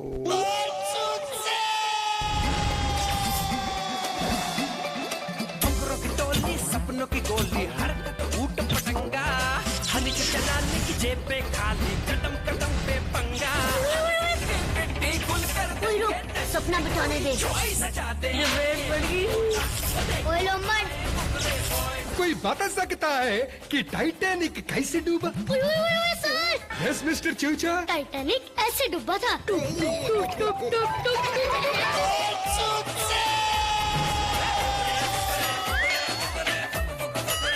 Boys, friendship और मस्ती मतलब फुकरापंती starts 12th October 1:30 p.m. and 7:30 p.m. on Discovery Kids. So we created these shorts. Well, that was basically a promo mashup. But these shorts were what really helped bridge the gap and build the trust with the team.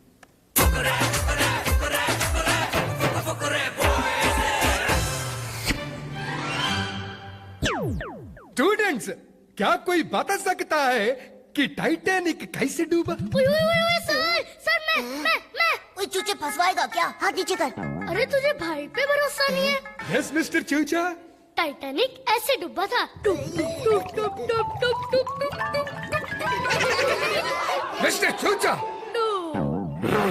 कौन बताएगा कि monsoon कैसे आता? Sir tip tip tip tip tip tip tip tip tip tip tip tip tip tip tip tip tip.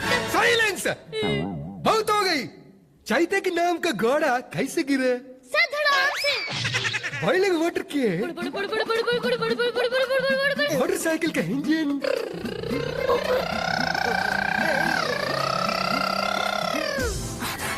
चांद यानी moon पे जो first आदमी गया वो कैसे गया?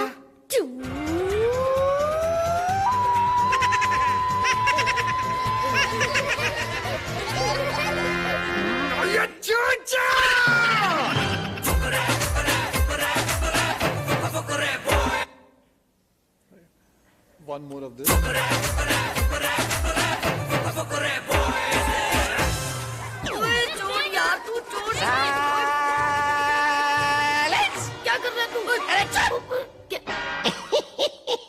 हाँ भाई फुकरो, क्या किया जरा दिखाओ। अरे एकदम नया साइंस प्रोजेक्ट बनाया है हमने और इसका नाम है चूरे का पंखा। अरे चूरे का नहीं, यूरेका होता है, यूरेका। अरे सर, चूचे का आइडिया है तो चूरे का ही होगा ना। ओए, ये तो घूम ही नहीं रहा। ओए सर, सारे पंखे हमारे लिए तो घूमते हैं, तो इस एक चूरे का पंखे के लिए हम घूमेंगे। उई उई उई उई उई उई। अब मैं स्पीड बढ़ाता हूँ। उई उई उई उई उई उई उई उई उई। आगे देखो सर, फुल स्पीड। उई उई उई उई उई। ओए चूचे!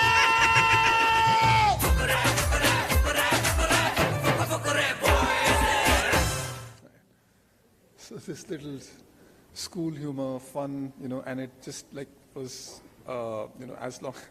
Jitni baar bhi dekhta hu, like, I really love this part because that character Chucha is so amazing and it gives you so much potential to, like, keep building stories on.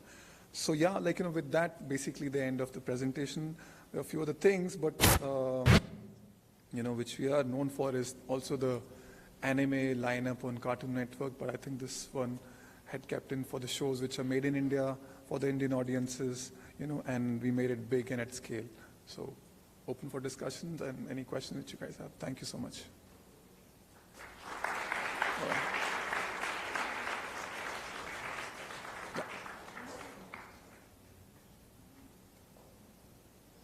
Few of the lines I'll take from Abhimanyu basically. I mean, started as as an animator, so it was very hands-on each and everything, and you learned the skill and you learned the tools over there.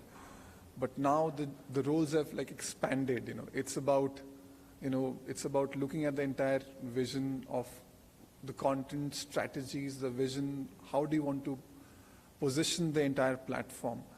How do we get more insights from the audiences? And then, of course, with the help of great talented teams, you are able to execute those visions. So yes, that scale I could relate to, that graph I could relate to completely. I think it summed it up quite nicely. Thank you.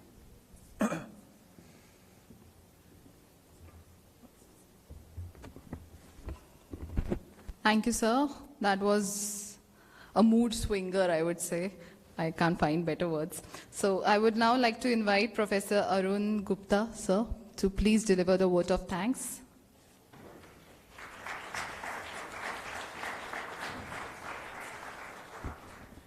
So, yeah, it is interesting to be in this position today because both Abhimanyu and Uttam were once students when I was once a teacher. I mean, I'm still a teacher. They have moved on in life. They have zoomed off to new heights. But it's interesting to do this vote of thanks to Uttam because I think what I took from your session and what I took from Abhimanyu's session was the one which you mentioned. But what I took from your session were three things. One is what you said in the beginning, that students should have the courage to fail and make mistakes because later they won't have the opportunity. So this is the time to sort of try and fail and not be afraid of failure. I really liked what you said that. The second thing which was of great interest to me is that how you have looked at Bollywood and converted Bollywood franchisees into Singham Returns and Fukre into very interesting animation content for children. And that conversion is very, very interesting, and that synergy between live action, very popular live action, and animation could actually be developed even further and maybe for multiple purposes beyond what we have been doing till now. Yeah, and I forgot the third, but thank you so much, Uttam, for being here, and I really enjoyed listening to you. Thank you.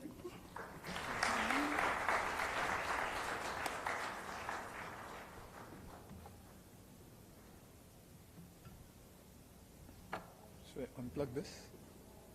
Yeah. Okay.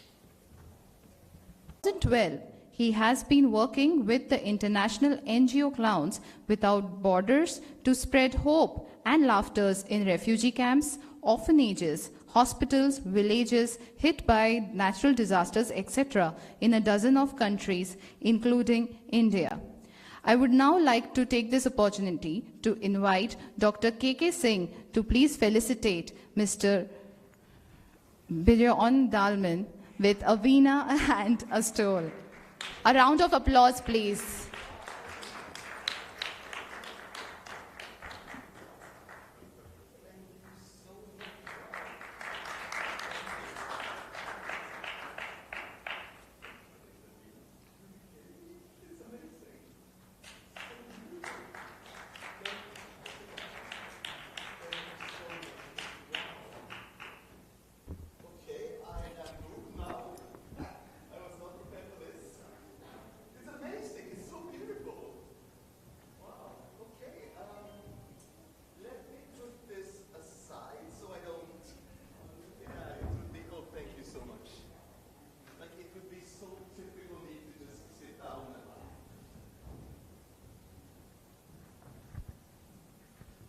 Test? Yes.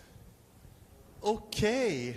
Well, thank you so much. I'm honored to be invited here.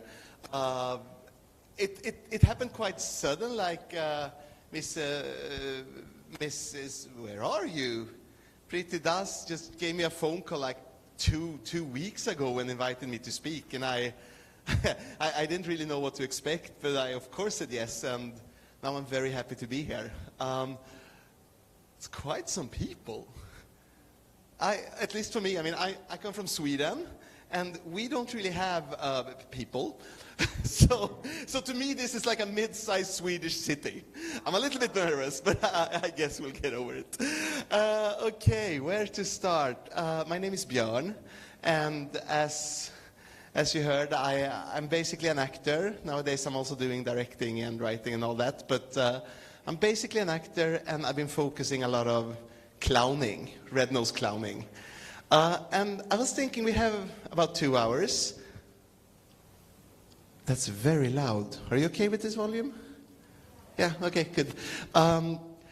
We have about 2 hours, and I'm thinking that I want to... We have 1 hour. Okay, I'm going to speak really fast then. Okay, so what I'm going to do is I'm going to talk to you a little bit...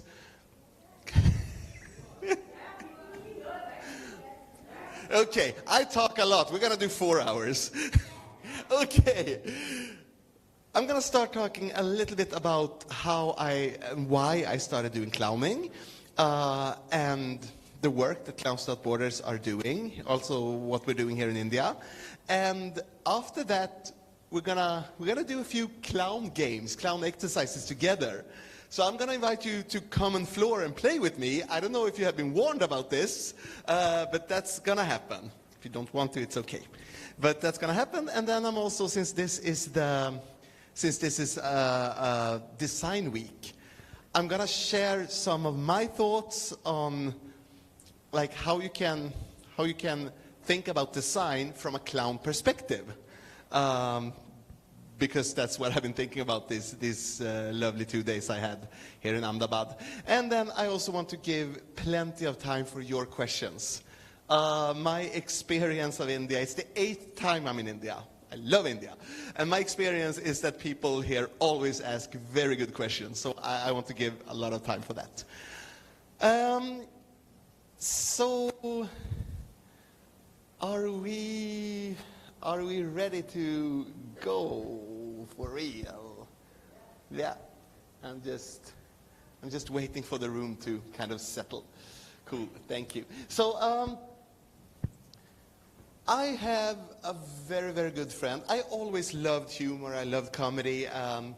Ever since the first time I saw clowns, I always like, oh, this is my kind of silly humor. I love this.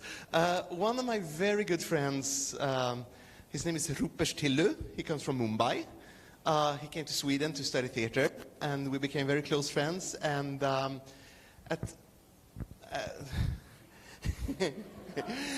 I'd love you to take photos. I'm super flattered, but you know, every time something moves on stage, my focus go there.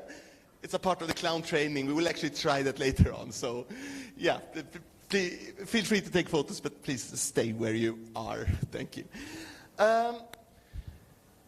Rupesh Tillu, he contacted me one day. He asked me to write a play for him. He wanted to do a play about environmental refugees, a clown play about environmental refugees. And I was like, this is such a weird idea that we have to do it. So we started working on this play. In some way, I don't know how, he got invited to perform this play in USA. He was invited by the UNESCO Center for Peace to perform it in USA. So we went to USA. He also brought his own clown, like he had a clown solo that he was performing for little kids.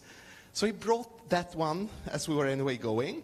And we did this tour in the USA with our play.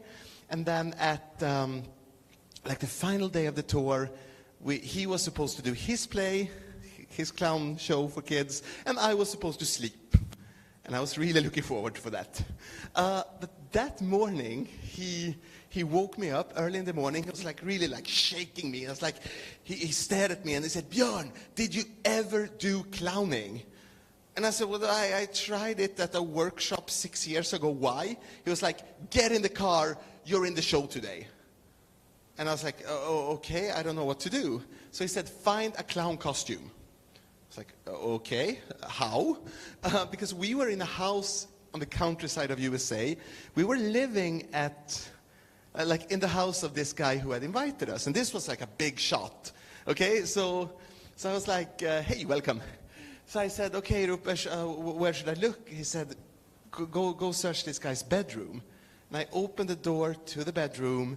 And the first thing I see is a picture of this guy having dinner with Barack and Michelle Obama. And I was like, "Rupesh, I don't think this is the kind of guy who has a clown costume. I don't think."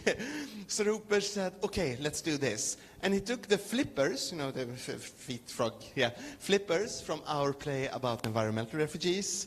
And he took the crown that he was using in his other play. And that's what he had. So he said, "Okay, you are the Frog King, let's go." So that's how the Frog King was born, and this is my clown character, and I've been doing about 800 shows with this character since then. This was 2012. Thank you. And I tell this story because I want to share, yes, thank you, Pooja. I want to share with you like the attitude, how extremely like not planned and chaotic and very, very like unpretentious this kind of work, this kind of art form can be. Things just happen. But anyway, me and Rupesh, so he involved me in this show. He said, "Okay, this is what you do. You get on stage and you get on stage, and whenever the audience is laughing, you just repeat what you did. If they laugh, keep on doing it. If they don't laugh, do something else. I want you to get on stage, you place a chair on the stage. I'm going to use that chair later on," he said, "and then you get off. That's all. If they laugh, do what you do, and your goal is to stay on the stage for 10 minutes. For 1 minute. Make sure you stay for 1 minute, then you win."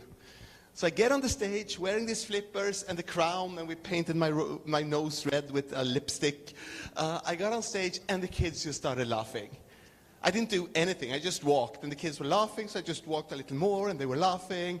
And someone took out the camera to take a picture, and I started posing for the camera, and they were laughing. And I happened to put the chair on my feet, and they were laughing. After 10 minutes, I hear Rupesh going, "Get off the stage! Get off the stage, it's me now."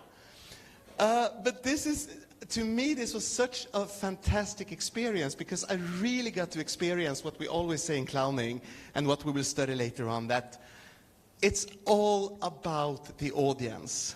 The show always belongs to the audience. And why I tell this, I tell it to you because I just want you to keep it in the back of your mind.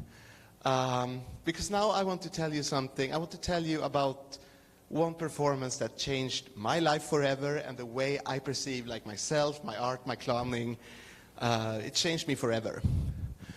So me and Rupesh, we were doing this. We were doing our show. We were doing our clown show for a few months, and then said, "You know what? I have a dream. I want to take this show to India because my aunt is still in Mumbai. She's running a school for kids who live below the poverty line. So I want to make a tour and perform at this school and a lot of other similar schools." So I say, "Okay, let's do it. Let's start apply for money. Let's start apply for funding." We got a little bit of funding, and then the Swedish Clowns Without Borders, which is, so let me just, we went to orphanages, we went to hospitals, we performed for like people. There was a big railway, and then there was a big highway, and in between there was a big ditch, and in that ditch, around 200 people lived in tents. And they lived there for a couple of months, and then the police comes and say, "You can't be here," so they moved somewhere else, and then they just move around. And So we went there and performed. We went to a juvenile prison where 8 kids were sitting like this. They didn't laugh at all. The policeman was standing like this, watching them. Very strange show. And we also went to Kamartipura. And I think many of you know what Kamartipura is. If in case there's someone that do not know. So it's the red light district in Mumbai.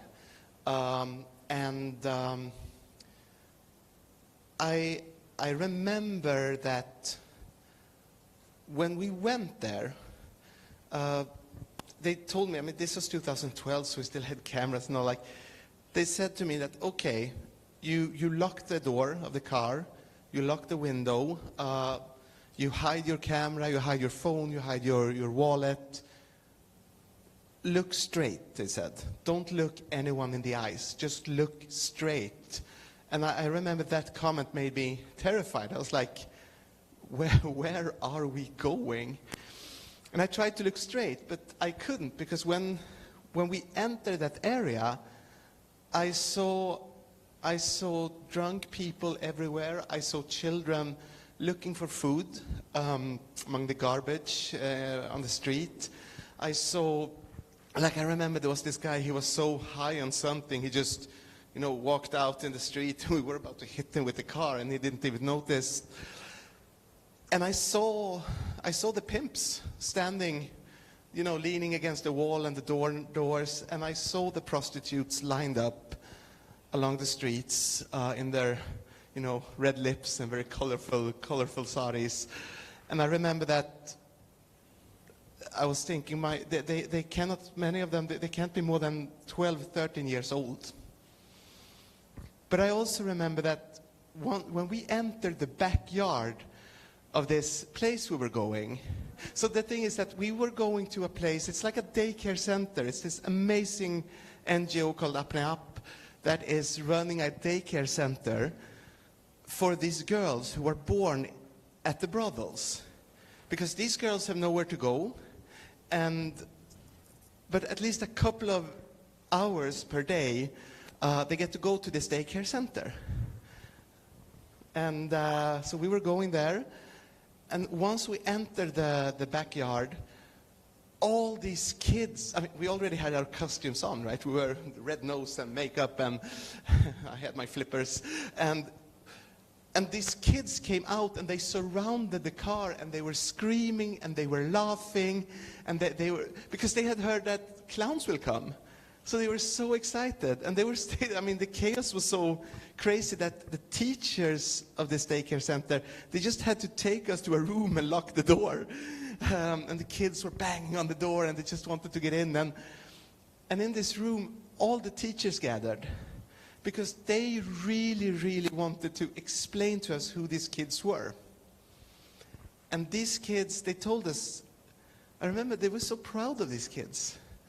They told us that these kids, their mothers have been trafficked from Nepal, because the owners of these brothels, they do not want women who speak the local language, because if they do, they can just run away. So they traffic children from Nepal. And then these kids, these girls that we were going to perform for, that's the children of these women. So they also do not speak the local language. But they told us that at this daycare center, they learn the local language, they learn mathematics, they learn to read and write. They told us amazing stories about some of these girls that actually grew up, managed to get a nice job. Someone was a doctor, someone was running a fancy restaurant. And they told us these amazing stories about how these girls managed to get out of Kamartipura and then come back and save their mothers. And they told us these heartbreaking things. They told us the reality, like what life this girl lead. And they told us that these are girls, they're hiding under the beds of their mothers when their mothers have clients. And they hear what's going on every day. I remember that when I came back from this, I was crying every single day for 3 months after this show. because this show was the most amazing thing I ever experienced. We were going out there, and we just did our show, and these girls were laughing, and they were laughing, and they were laughing. They were laughing. I never heard people laugh like that before. 1 year later, oh, you think this is the end of it? This is the start of it. Thank you, thank you, thank you. 1 year later, we came back to the same place, and we did the show again. And these girls, they were like, because 1 year had passed, we couldn't, like, we changed the musician, we had a new actor, we changed a little bit. And these girls were like, you changed it. It turned out that they remember every single detail of the show. And to me, that was like, okay, this is how much it meant to them. The third year, 2015, we came back. And then these girls, so the center said, can you perform for their mothers? Because these girls say that never in their entire lives have they seen their mothers laugh. But so this Apnea Up, they rented a big space. Some weird way, they managed to bribe all the pimps. So the mothers got 2 hours off. And they came and they saw the show, and they were laughing. They were rolling on the floor laughing. Fourth year, we came back. Okay, so this is, I've told this story a million times. I always cry. It's a part of the contract, so don't be alarmed. So fourth year, we came back. And then we were told that again we were going to meet their mothers, because of some of these girls, they started to play clown games by themselves when they had free time. And they started to play clown games. And the thing is that this is so dark, but we just have to deal with it. These girls used to play rape. That's the game they played, because that's what they've seen at home. But now they started to play clown games. And this used to be girls who said that when someone asked them, what do you want to become when you grow up? They would say, I want to be a madam. I want to own my own brothel. Because that's the one reference they had for what is power and what is money. Now they were saying, I want to be a clown to make my mother laugh. And these girls had put up a show, because at this time Rupert Stillu had moved back to Mumbai from Sweden, and he started to create the Clowns Without Borders India. So he made sure that every week a drama teacher from Mumbai went and helped them. So they had created their own show, and they played the show for their mothers. I never cried so much in my entire life. I was a waterfall. But they kept, I mean, you think this is the end of it. They kept on doing it, and now it's been 12 years. And those girls who were 5 years old when we performed for them, they're teenagers. And they did several shows. They are now role models of the next generation of girls who also want to become clowns. During the pandemic, these girls performed for more than 30,000 kids in the remote mountains. They've been touring Sweden. They've been touring Poland. One of them is now in Germany directing. These girls will not become prostitutes. These girls are clowns.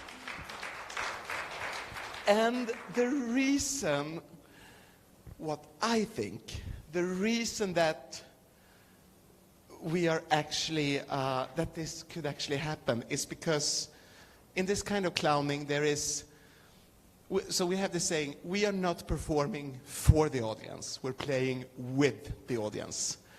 And this is so, like, I don't believe that anyone can change anyone else's life. I really don't. But I believe that everyone can inspire.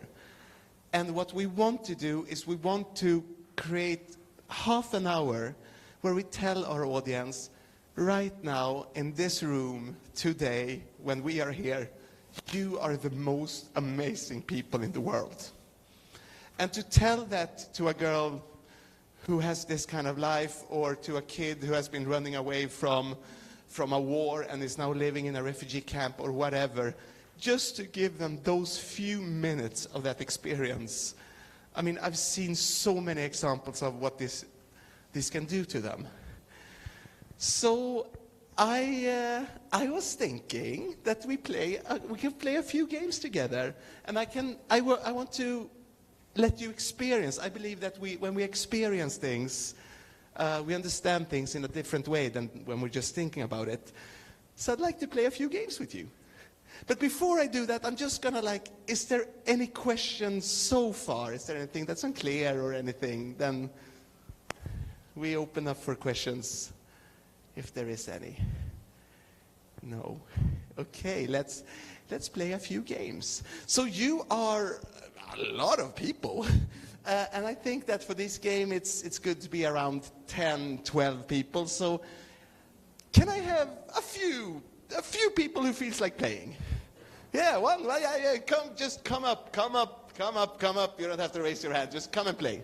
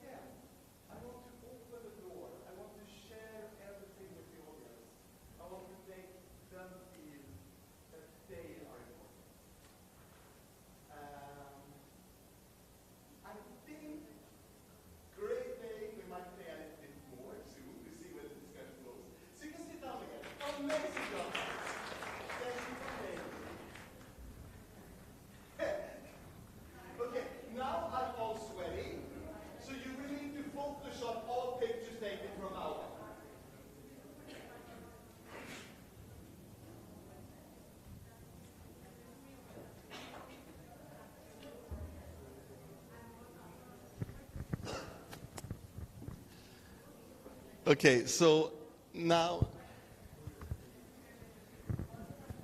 Okay, I'm gonna move on now. Thank you. So now I'm all sweaty. So all the photos that are been taken from now on, you will need to Photoshop them. Okay? Yeah, thank you for playing with me, guys. So I wanted to give you a little bit of an idea, like, about the attitude and how we work to, I mean, clowning, we wear a mask, right? We wear a red nose, it's a mask. But clowning is all about taking away the mask and really let the audience in, let you see what's going on here. So I was thinking I should show you a little bit. Something happened, I'll show you.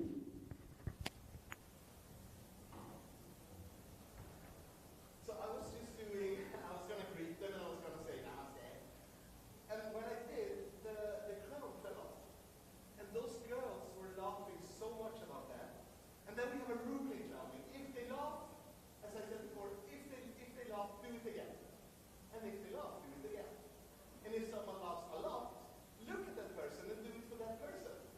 And just do it over and over again as long as it's funny. Because it's like I'm always asking a question like, oh, you like this? I will give you more. So what happened was that I just got there and I was like, hey, everybody. I was like, namaste. Oh, I see many smiles. That's a smiling one. So I look at her and I say, oh, I lost the crown. I'll do it for her. Because everybody saw that she was laughing. So I look at her and I do it again. Now a lot of people are laughing. So I open the door and I invite everyone to this joke. Ah, that's a laughing group. I go, oh, namaste. Oh, I'm going to do this again. This is really funny. Whew, I really need to do it. No, I look at you. It's like I'm having a dialogue with you. And I go, both time, namaste. Ah, okay, not funny anymore. That's fine. So then I can add a little story. I can get very angry with this hat now. I'm like, oh, why is it never working? Okay, this time it's really going to work. Namaste. Yes, it worked. Now you're laughing. Now I'm really angry. Okay, this time it's really, hey, welcome. This time it's really going to work. So I really prepared. And now you can see it's upside down because it's all black. But when it's a crown, it's very obvious that it's upside down. And there's always someone going, no. I go, what? What did you say? And it just goes on and on and on. And I do it second time, kids scream, no. What's wrong? It's not just like, no, it's wrong. It's wrong. Why do you want me to do this? And then it's wrong again. And they correct me. And they go, okay, this is right. I did it right. Just keep on doing it. And finally it's right. And I get super happy. And then it's just, I mean, this just goes on and on. I have 10 minutes of dropping the crown. And when I finally take, et cetera. But then I really need their help, right? Because the clown was always there. Because the kids know it now. So I will ask you, I need you to know.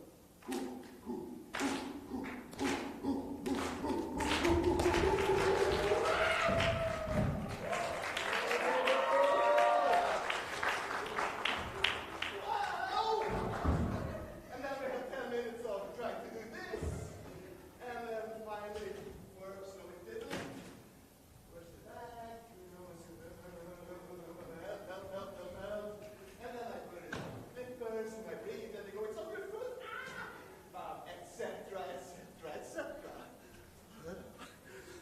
But the point is, Jesus, my head. I need to work out. The point is that I'm always doing it together with you. There's no like, okay, I'm gonna shut it down for 10 minutes and do my slapstick routine. It's always in a dialogue with you. And this, I'm gonna sit down from. So this actually, at least to me, brings me into what I'm thinking about when it comes to design. Because what I'm doing with all these things is that I'm creating a room. Not physically, I mean, I can do that too. But I'm creating a set of rules, a set of agreements that defines this common space we're in. And I have a lot of things that I want to do. Like, first of all, I want to make sure that you feel safe, which is very tricky because many people are afraid of clowns. But I remember, like, I went to Nigeria to perform in refugee camps, children who had been running away from Boko Haram. You know Boko Haram? Yeah, African ISIS. And they were so, like, they were in this trauma was very fresh. When we went to Kamatipura, it's a low-intensive trauma. It happens every day. But here, they had just been running away. So we were like, okay, we really need to take it slow. We entered with our backs towards the audience, and we played like this for like 5 minutes. And then we finally turned around, and we got really afraid of the audience. So we really told them that you are much stronger than we are. And I want to set this rule that it's okay to make mistakes. I mean, I can play that I'm so angry with the hat. Why is the hat always falling?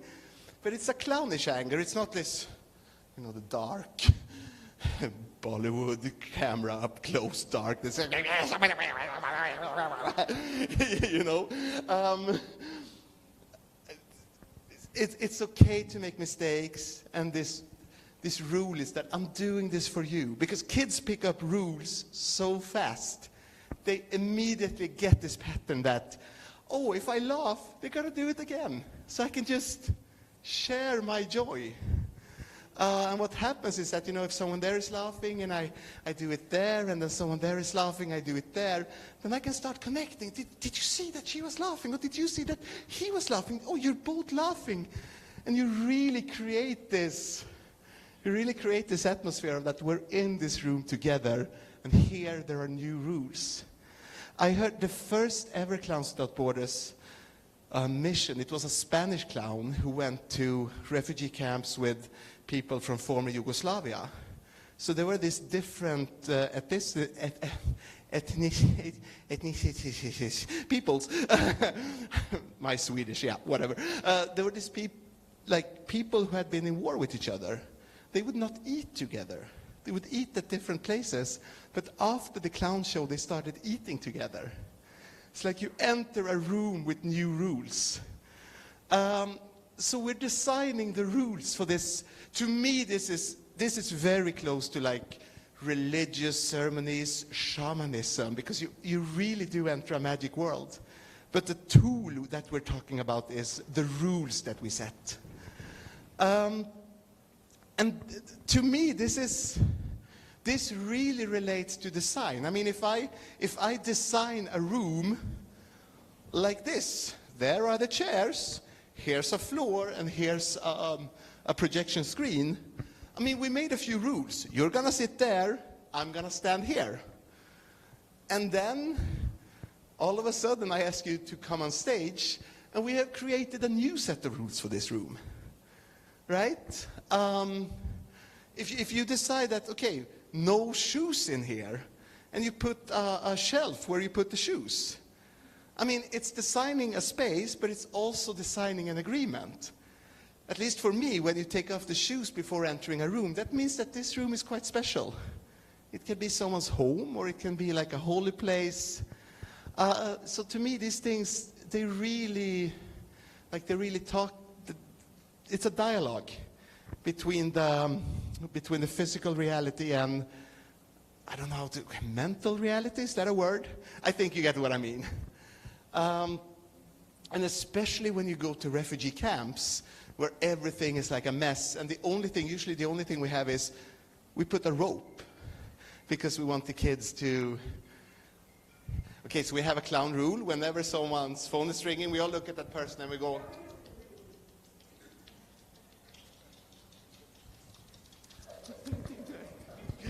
yeah, we create games, right? We're not aggressive, we just tease him a little bit.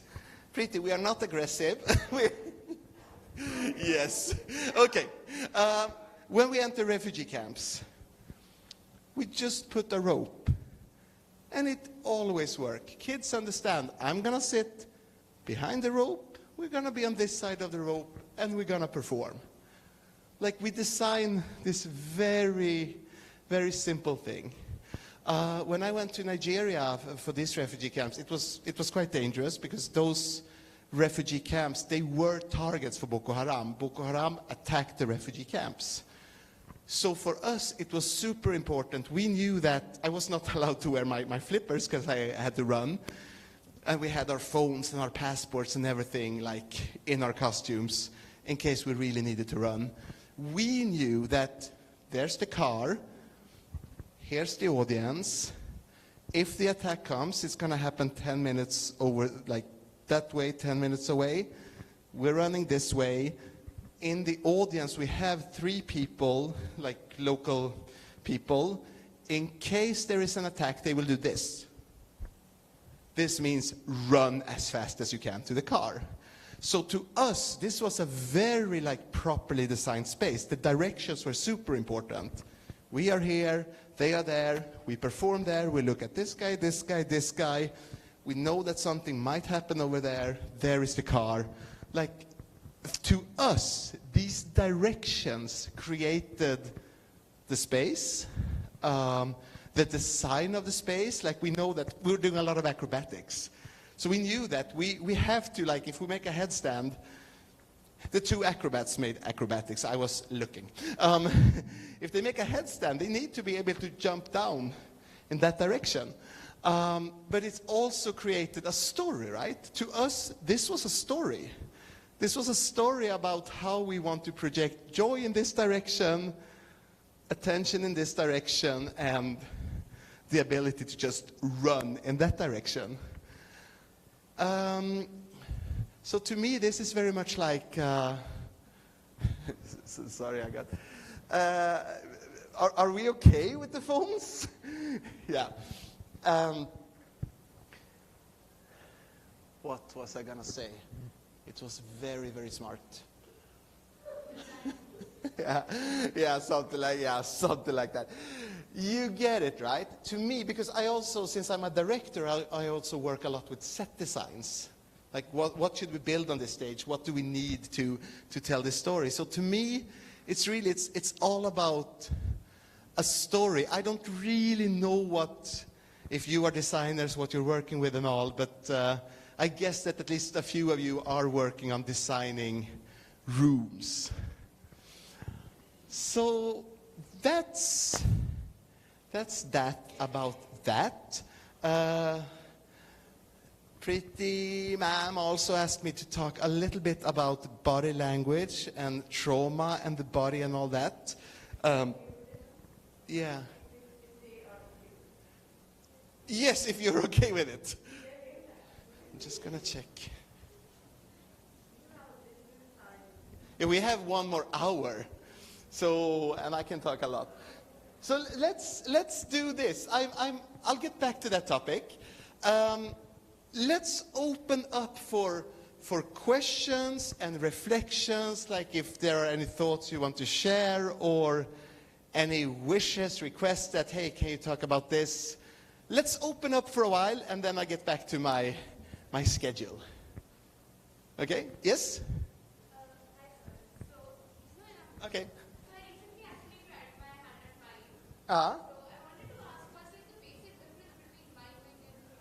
Okay, so the most important difference is that I'm horrible at mime, but I'm okay at clowning. There are also some historical differences. I need to sit down for a while. So,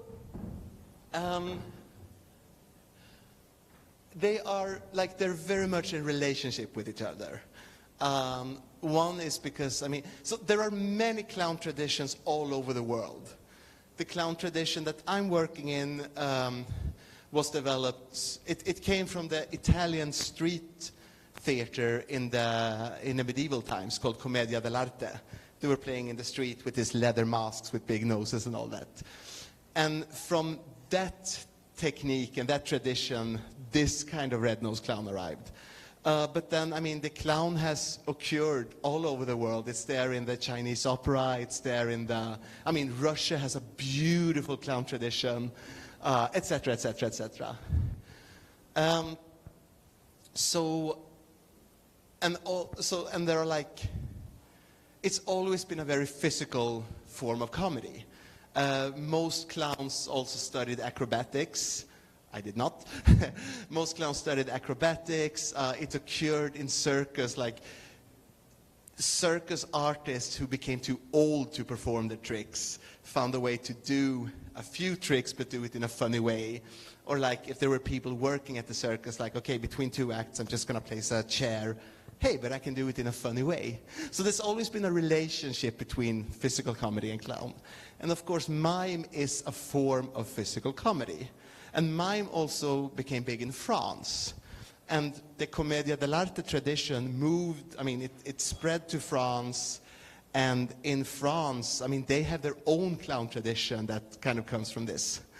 So that's one relationship, like there's a geographical and a historical relationship. But then there's also, so in every context where the government have been approving and supporting theater, a very word-based kind of theater develops. Shakespeare, for example. Queen Elizabeth was really supporting theater. You read Shakespeare, it's a lot of words. And I also know that you have some Indian traditional theater forms that are very text-based, right? In context where the government has not approved theater, where the governments have been afraid of criticism, a wordless theater form has arrived. So the Commedia dell'arte, I mean, they were moving from city to city, basically mocking the ones in power without words. It's less dangerous.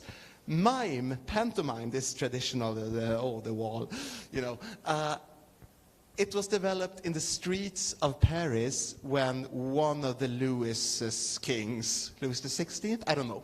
One of the Louis kings had banned theater. So you want a way to criticize the king without speaking. So it's also a political relationship. And most clowns that I know at one point or the other study mime because it's such a great toolbox. Yeah. Yes, thank you. More questions?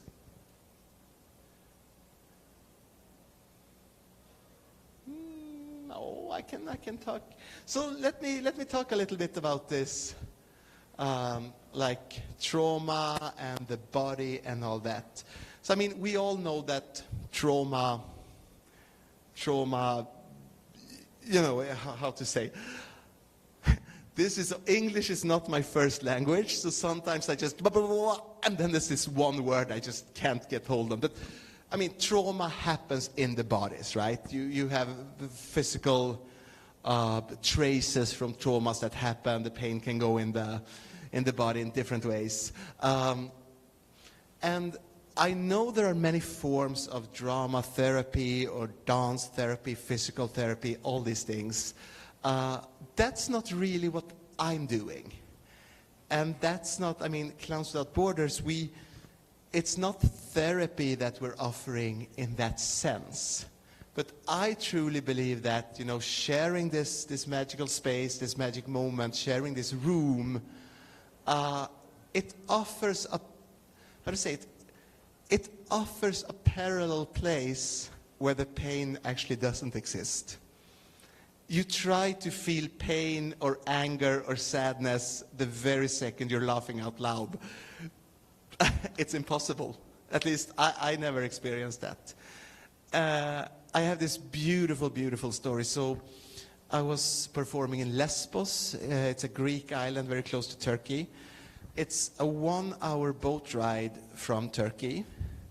But in December 2015, where Syrian refugees came from Turkey on rafts, that boat ride was 12 hours because the rafts were so overloaded. And the sea was freezing cold, and there were storms, and they were only allowed to stay on Lesbos for 48 hours. So everyone that we met there had just arrived 1 or 2 nights before. And this was before Greece banned aid workers. So there were so many different kind of people from all over the world who just wanted to go there to help. I met a bunch of Australian surfers. This is one of my favorite stories. They were like, okay, we're good with being in the water. We have the tools, we have the clothes, we have everything. Someone needs to help these people, you know, get to the shore. That's probably us. So they just went there and helped people reach the shore. And I think it's so beautiful. There are so many people who's like, I'm not a doctor, I'm not a clown, I can't help. Oh, yes, you can. If an Australian surfer can find a way to be useful, you can, whatever you do. Anyway, because the situation was so bizarre, we all had an app. And the app, you know, it gave a ping and it says, okay, on this beach, one raft is coming in, we need people there, go. And this app also gave the weather report. And there was this one night that the app was saying storm, storm, storm, storm, storm all night. And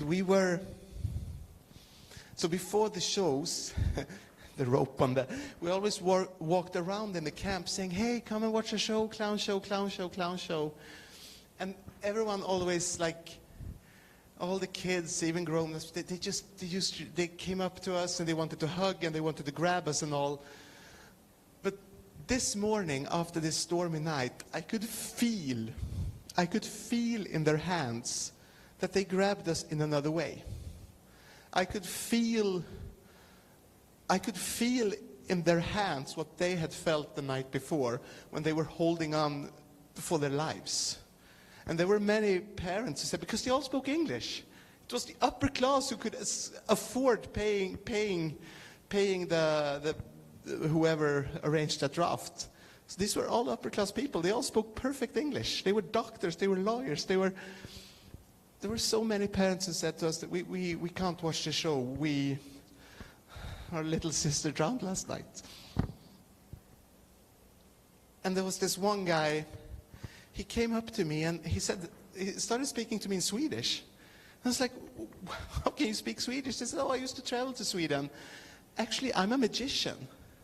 And I would have wanted to be in your show, but I can't because I hurt my hand. Because my raft fell over and not everyone could swim, but I could swim. There was this guy holding on to me, trying to save his life. But to save my own life, I had to hit him in the face until he let go. And that's how I broke my hand. If it wasn't for this, I would have performed with you tonight. And I could feel when he hugged me, I could feel in his body what he had felt that moment when he hit the guy. But I truly believe that we can take them to a place where they forget that. It's not gone forever, but at least we have visited a place where it doesn't exist. And I mean, one of the reasons I keep coming to India, I love this whole Ayurveda philosophy of these things. I read this beautiful line by Deepak, help me. Everybody at the same time. Deepak Chopra. Right, thank you.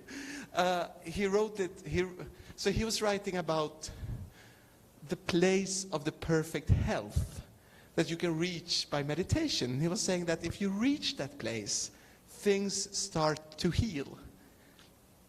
And I truly believe that. It was so amazing because these kids were taking photos of the shows, right? It was me and Rupesh. And this was in Greece, and like 2 months later, Rupesh went to Germany to perform in a refugee camp. And he called me from Germany and he said, you know what happened? One of these kids came up to me and asked, were you in Lesbos? I said, yes.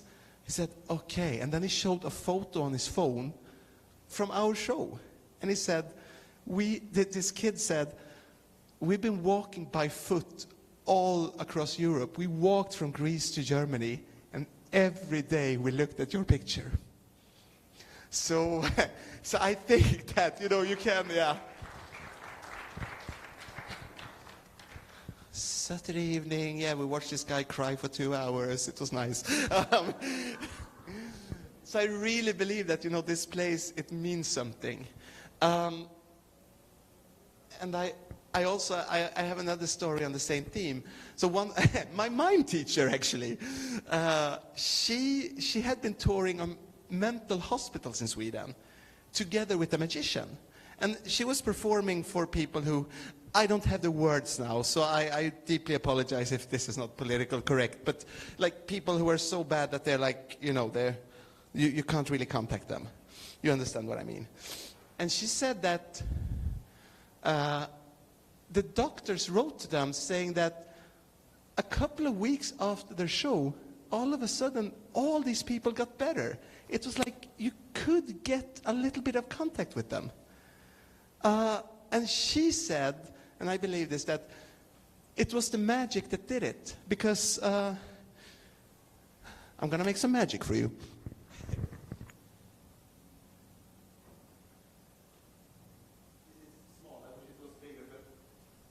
So if I just make super simple magic that the kids, I can't do this for 10-year-old kids because they see through it. But if I make a super simple magic, like, oh, I have this thing, and now it's here, like, when it's gone, then, oh my God. Anyway, I bet most of you understood what was going on. But the one tiny little second before your brain realized what happened, you were in a magic place where things that didn't used to be possible all of a sudden became possible. And when your brain visits that place, new doors open. And just by visiting this place, it can start a healing process. So that is my understanding of trauma and healing and what performance art can do. That's my favorite.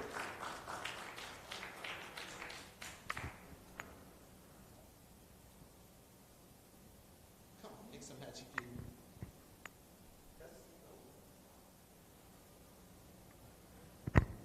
It's alive. Yes, it's alive again. I know that there are also a lot, like in acting, in traditional naturalistic film acting, yada yada. We work a lot with where in the body lies your emotion. Like if I'm heartbroken, can I actually find the place for my pain in my chest, and can that affect my body language? But I mean, to me, it's equally true, of course, and I'm sure it can be used for therapy. I never studied it. That's also one aspect of it, but to me, that's more mechanical. I really like to think of health and healing and our very existence also in a spiritual way. And this is what, this is my understanding of it.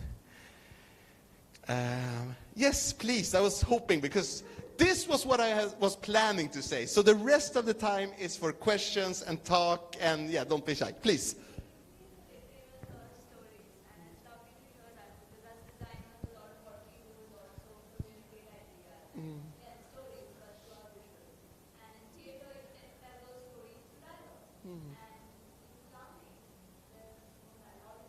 No, it can be, but usually not.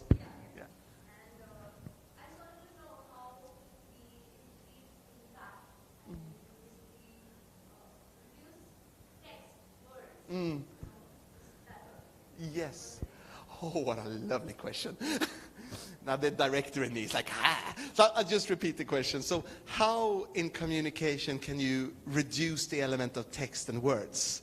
So, I mean, in a theater piece, you have a lot of channels open.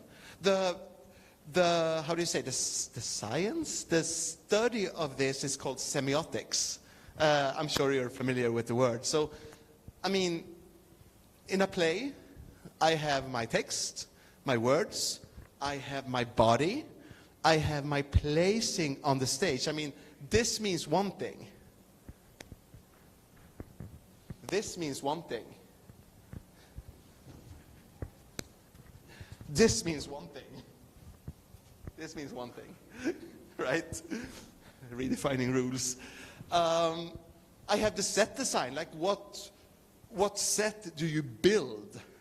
You have the costume, you have the props, you have the music, you have the entire house. I mean, it means one thing to perform something at the National Theatre, it means another thing to perform something at an orphanage.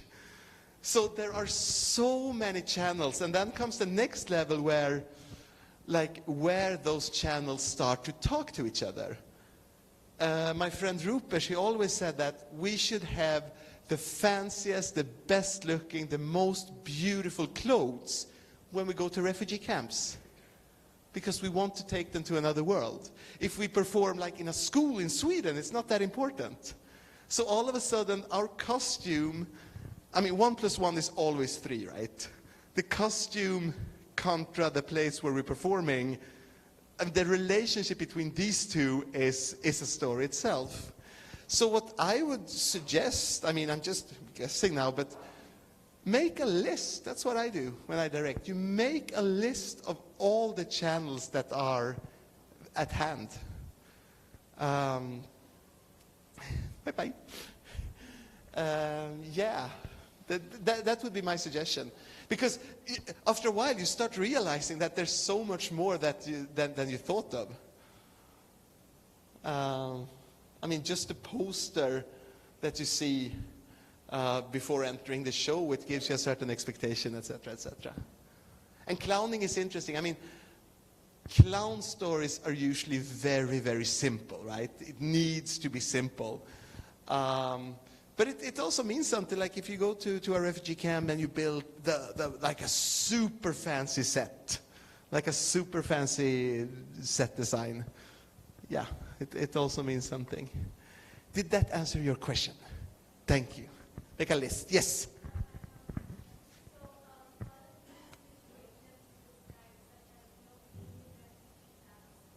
You know, sharing rounds and all these things.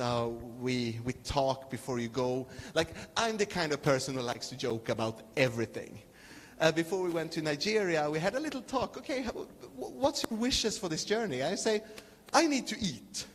I cannot do 5 hours without food. I get grumpy, I lose focus. Okay, that's super important to me. And there was this girl, an acrobat, she said, I don't appreciate jokes about very serious issues, because we gotta, I want to share this because it's hilarious and horrible, like life. So there was a team that went to Nigeria before us, and they gave us a briefing, and one of the things they taught us was that if someone throws a hand grenade, yeah, it's already in another place, right? If someone throws a hand grenade into the room where you are, you're supposed to lay down with your feet towards the grenade and open your mouth. Because when it explodes, your ears, what do you call this? The thing, it might blow. So you open your mouth to release the pressure. And I hate the fact that we live in a world where people have to know this. But then again, it's the reality. And these were crazy clowns. So they made a joke out of it. They're like, oh, this food is too salt. So this is the kind of joke that, I mean, I'm doing it with you. But this girl was very strict with, I do not appreciate these kind of jokes. So the tricky part here is that you need to be honest with yourself. And we all know that this is the hardest thing in life. But to be able to say that, I can't deal with this. You might think I'm an idiot, but I can't deal with this. I mean, you think I'm weak, you think I'm stupid, whatever, but this is where my line goes. So we're clowns without borders, but we also have very strict borders. But, you know, share and be open. And I always say, I mean, to me, it's very important to allow myself to cry. And I also wanted to be, you know, boys don't cry. But I'm a waterfall on these tours. On Lesbos, it was crazy. It was like, get in the car, get out, do a show, cry like a maniac in the car, get out, do a show. Blah, blah, blah. We no makeup on these tours. It's just, you know. But be kind to yourself, and also realize that if you come home from one of these journeys and you need to like tell people, I'm going to be very fragile now for a month, do it. Yeah, did that. Thank you. Yeah. But I can also, I mean, there are, I volunteered to go to Ukraine. We sent a team to Ukraine, and I didn't go because my schedule, I mean, it didn't work, but I did join, so to even be allowed to enter Ukraine, and this goes for everyone, you have to attend a certain workshop that, you know, military people have a certificate to give that workshop. So there are also that going on. So I attended this crazy workshop. We were role-playing like, okay, what if you get kidnapped by the army? How do you deal with that? What do you say? And first aid and all these things. So that's also there. But I can also say, I mean, it touches you on many, many levels. In one way, I mean, Kamatipura was in one way the worst thing I ever experienced, but Lesbos was also horrible for political reasons. I mean, I went there, when I was going there, I mean, I'm just sharing my particular view on this particular question in this particular situation. So, I mean, there's no further conclusions than this. But the debate was really intense in Sweden, like, should we close our borders, like many other European countries were doing at the time. And there were actually, so in Sweden we have this far right-wing party who was really like, close the borders, close the borders. People from that party went to Lesbos and handing out flyers saying you're not welcome, at the same time that we were there. And I was so angry. I was so angry, it was shaking my whole world. Because I'm there, I'm like, okay, I go out, I do my show, it's hard. But then I go back to my hotel room and I have enough food, and my country is closing the border. Everywhere, all over the beach, you saw life vests. This big. And every single life vest I saw, I was thinking, I hope this kid survived. I hope this kid survived. And my country was closing the borders. And, sorry, I wasn't, yeah. Nothing became the same after going to Lesbos. It's like all these things you read about in the newspapers and the headlines and everything, all of a sudden it's reality. And then I come back to Sweden, and the newspaper were calling me, and they wanted to do an interview, and everybody was like, hey, can we get a coffee? And they wanted to post on Facebook like, whoa, my friend went to Lesbos, wow, now we're hanging out. And you're like, you don't know. You just don't know. And people were asking me, how was it? And I, just in order to defend myself, to not open myself, because you see what happens. I always answered, there are no words.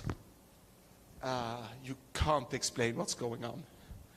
So yeah, I mean, every time I go on one of these missions, I experience something that I wasn't prepared for, and it's new every time. So yeah. Thank you. Yeah, yes? Yeah, thank you, I like those.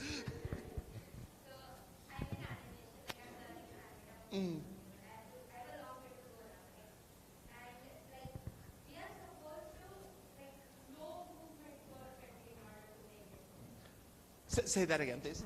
No.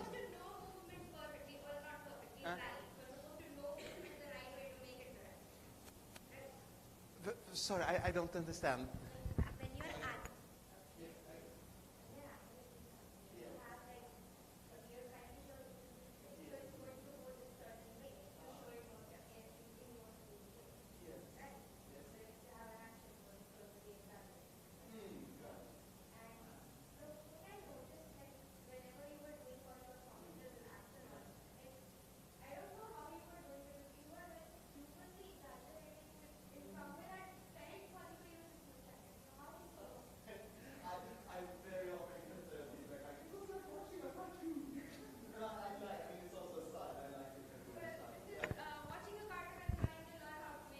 Yes, okay. I'll get the hat. No, I'll get the bag. I get both the hat and the bag. I get the bag. So how to exaggerate the movement to make it funny. Oh, before I forget it, so on you know Rowan Atkinson, right? Mr. Bean. There is an amazing, I don't even know what to call it, documentary / mockumentary / whatever, with Rowan Atkinson. You find it on YouTube. Laughing Matters, it's called. Have you seen it? Yeah. Okay, good. He explains it better than anyone else. But I can just show you the tools that I'm working with. So what's happening is that one thing is speed. So if I just do this, it's a flow. So what I want to do is, it's really like a cartoon. Here is the first picture that I want you to see. I want you all to understand this. This is the setup of the joke. And then I want you to look at my eyes because something's going on. And then it starts to roll. And then I freeze here. I want you to remember this picture. And then I share with you.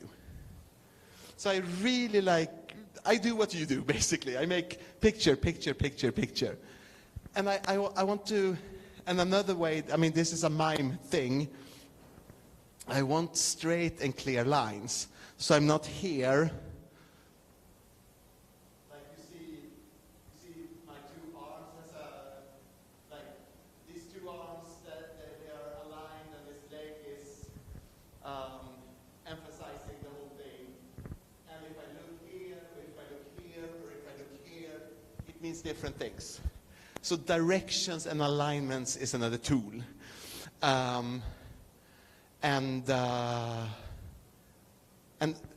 just trying to make it clear, like, if this is what I want you to see, then this is all that's going on.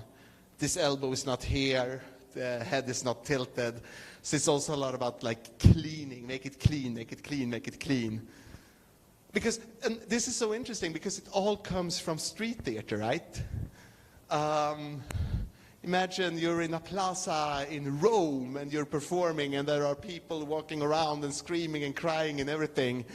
So you need to be crystal clear about everything because you don't have the lights and all.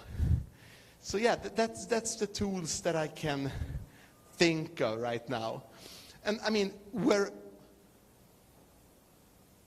exactly, you're all looking there now. Where I look, the audience will look. If I look at you, you will look at me. If I look at this bag, you will look at this bag.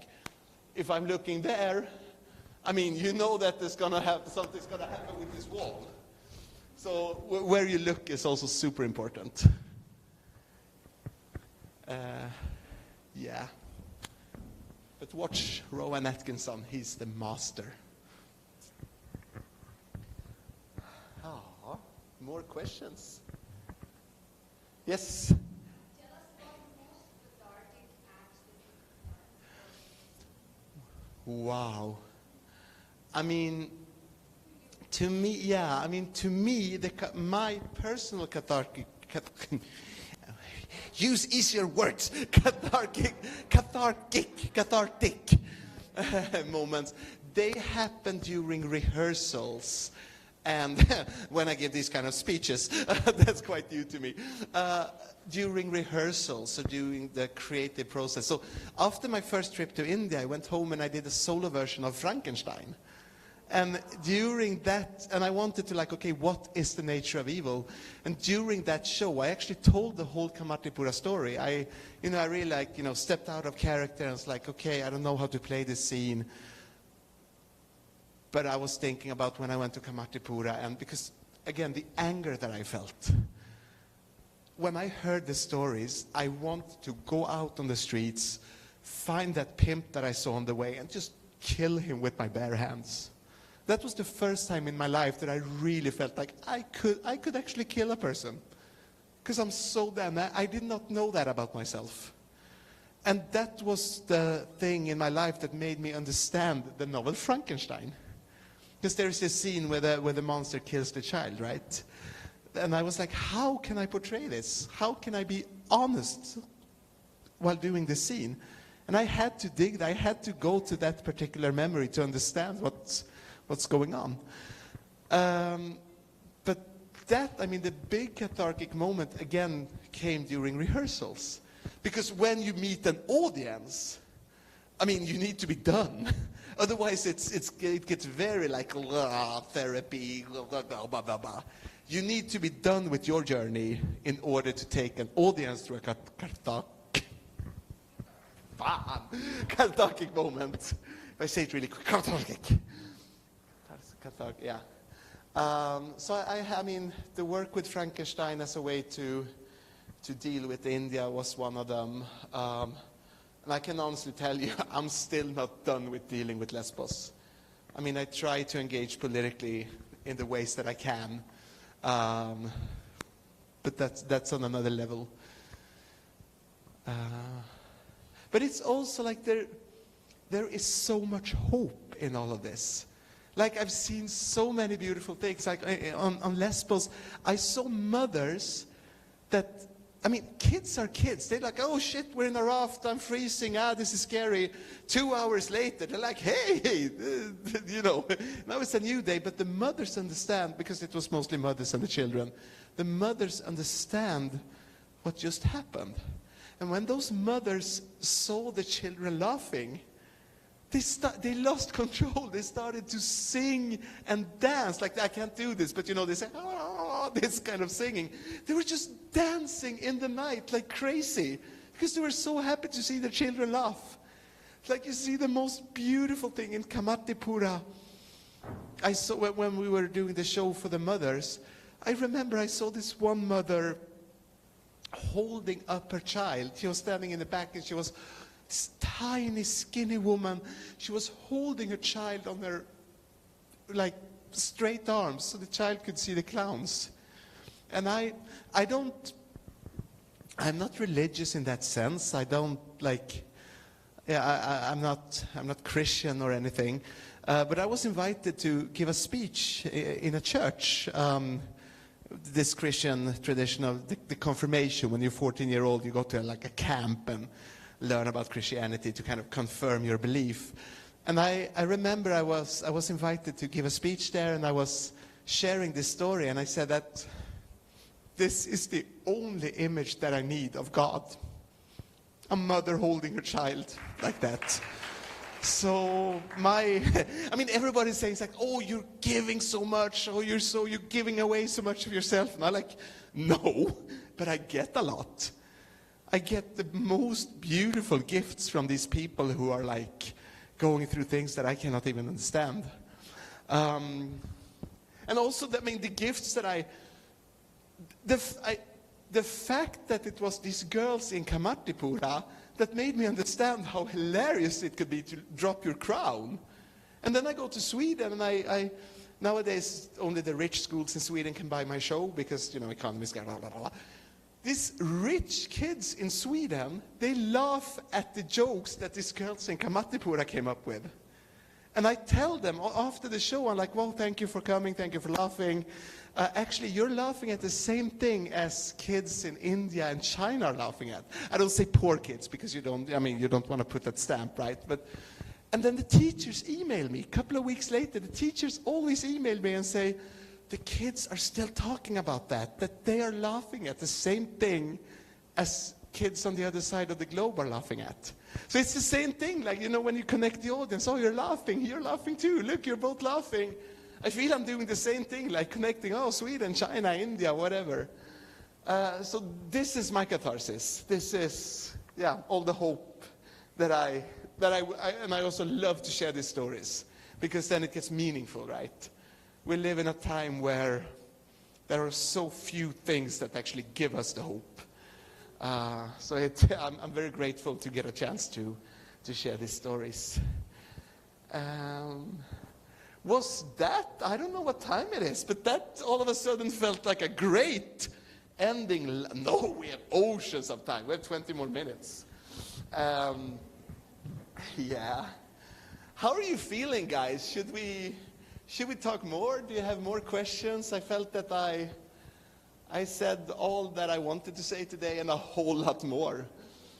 Are there more? Yes, please.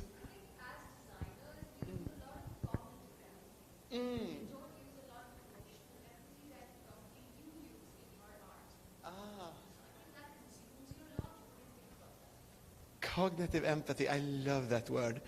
I do think it consumes me. Another beautiful story. I've been doing a lot of Clowns Without Borders projects in China. I haven't even mentioned that because that's another big story. But when I came back to Sweden, and this acupuncture guy, he just wrote to me and said, hey, I've seen what you're doing. I've seen your Facebook posts. I've seen what you're doing for the children of China. I want to give something back to you. I think that you are, acupuncture and Chinese medicine, they talk a lot about like the different organs and the different centers, right? And you should have the energy in the different organs. So he said, I think you're emptying your heart.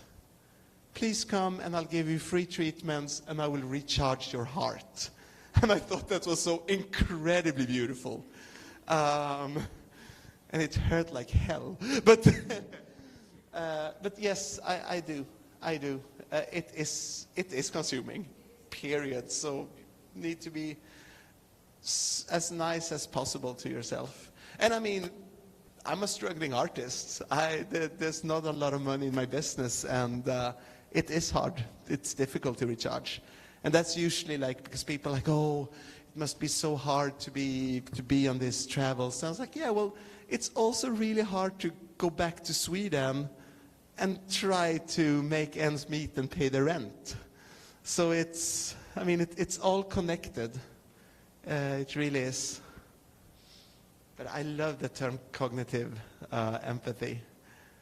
And I'm also thinking that, to me, design is truly an art form. Whatever you're designing. Where is it? This beautiful thing. This thing that I was given before I started talking. Is it here? Yes, okay. Can we show it? Just the music instrument. What's the name of this instrument? Look. The Vina.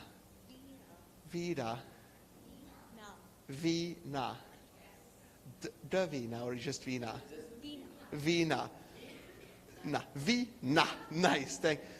To me, this design, it's really because I did not expect this at all. I was really moved when I saw it. There's something with with the lines and everything. I get touched by this. I'm not bullshitting. I really do. Thank you. So to me, it can't only be cognitive. The brain is not smart enough to think of that. You need to engage your heart as well. I don't know anything about this. I'm just guessing, but that's how I understand it.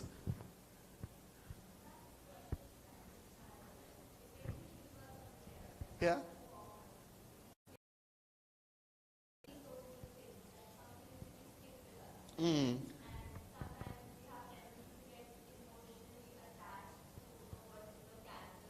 Yeah. Yeah.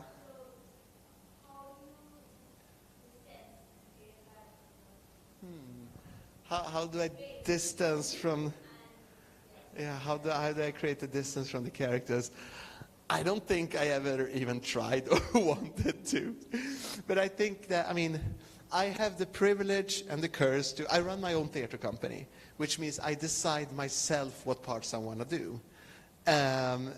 It's a lot of job, but it's also a lot of freedom. So for example, when I did Frankenstein, it was because I really, really wanted to do Frankenstein. Because read the novel if you haven't read it. It's amazing. I did it because the themes and the questions and all this thing that Frankenstein deals with, it's part of my life. It's something that I also deal with. And then, the way I did the monster, this is how I created the monster's body. Of course, this thing goes away and I go for a massage and all that after the shows. But, this is just something physical that I take away. But these questions are what is the nature of evil? It's something that I don't want to separate myself from it. But to me, it's the same experience. If I watch a film that really moves me, it can stay with me for days. or if I read a book. And to me, that experience is not different from playing a character that really like hits a string in me. And of course, I mean, all art forms, you do invest yourself. And it can be, as you said, beautifully consuming, yeah. It's part of our life, I think. And in a perfect world, artists would make enough money to actually take a couple of hours every day to take a walk, go to the gym, hit a punching bag, or whatever they need to do to recover. Because, I mean, taking care of yourself is an economical question, period. I try to be, I reached my 40s. It's getting harder and harder every year to take care of your body. I try to really be generous to myself. Prioritize those walks and those yoga classes and everything. So it's not so much related to that particular character, but more of a lifestyle. Yeah. This India trip was supposed to be a vacation and yoga trip, but then I got this cool invitation, so I'll do that some other time.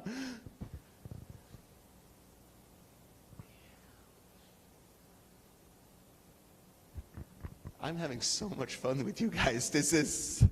I really, really enjoy this. Thank you so much for your energy and your focus and your engagement.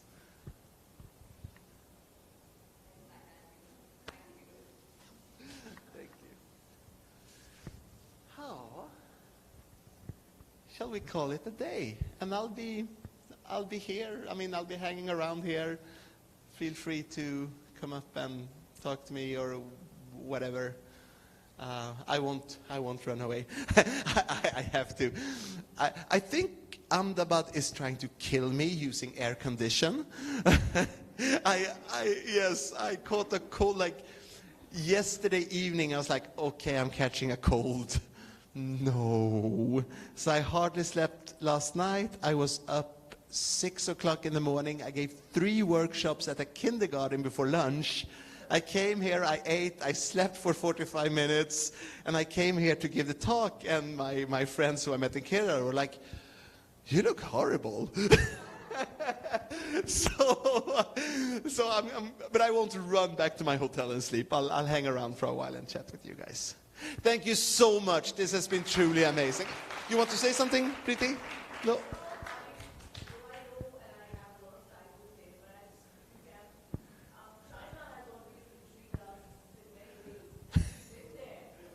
Yeah. Yeah.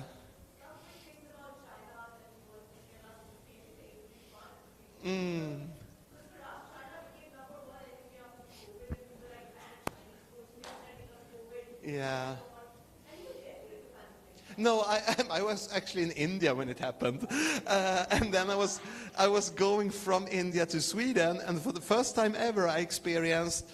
Can you step aside, sir? We want to talk to you in private. 7 times. They were like looking at the passport, like, okay, have you been to China 9 times? For the past 5 years. But I want to tell you 2 things about China.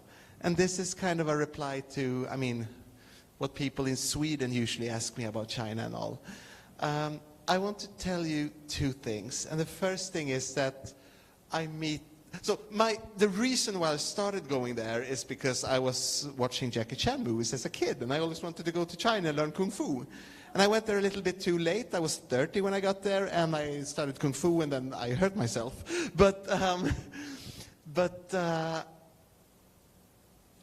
I meet the most amazing people there. They are kind, and they are warm-hearted, and I think this is a safe space, but I think if you haven't been there, you can't understand the bizarre level of oppression that they live under and the censorship. I can give you one example. So the only social media that is allowed and is working is the one that the government are running, the WeChat. Which is, by the way, banned in India, I just noticed. It caused me a lot of problems. So the government control everything. On the 1 year anniversary is the wrong word, but so there were big lockdowns in Shanghai, right? That the big lockdowns kind of started these huge protests, and it was really scary for a while. Exactly 1 year after the lockdown started, the government banned the word "one" on social media. You couldn't put a status like an update saying using the word "one," because they didn't want people to say, "Hey, remember what happened 1 year ago." Like the level, people do not know about Tiananmen Square. There are 1.4 billion people who do not know what happened on Tiananmen Square. So we have this expression, living under a rock. Yeah, that's what's going on. And I feel so much for these people because, it's so easy to say, what are you doing, guys? You're crazy. But the way that normal people are living their life, it's really like shook. And as soon as China is doing something that's being criticized in the everyday, like in the global press, they don't ban the global newspapers. New York Times is banned, but all the others are still allowed. But they slow down the internet so you can't access them. And the Chinese media is filled with another like, oh, do you know what the Japanese did during the Second World War? They don't know. They literally don't know. And it's so crazy, but I think it's so important. So that's one thing I really want to share. There's another thing that I also think people in general should know about, at least in Sweden. When the COVID happened, it started in China, as far as we know, right? A lot of Swedish people were making jokes about, in China, hygiene and diseases and all that.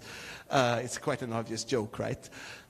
The funny part is that a lot of these people who are making these jokes, they are I'm going to use the word woke now.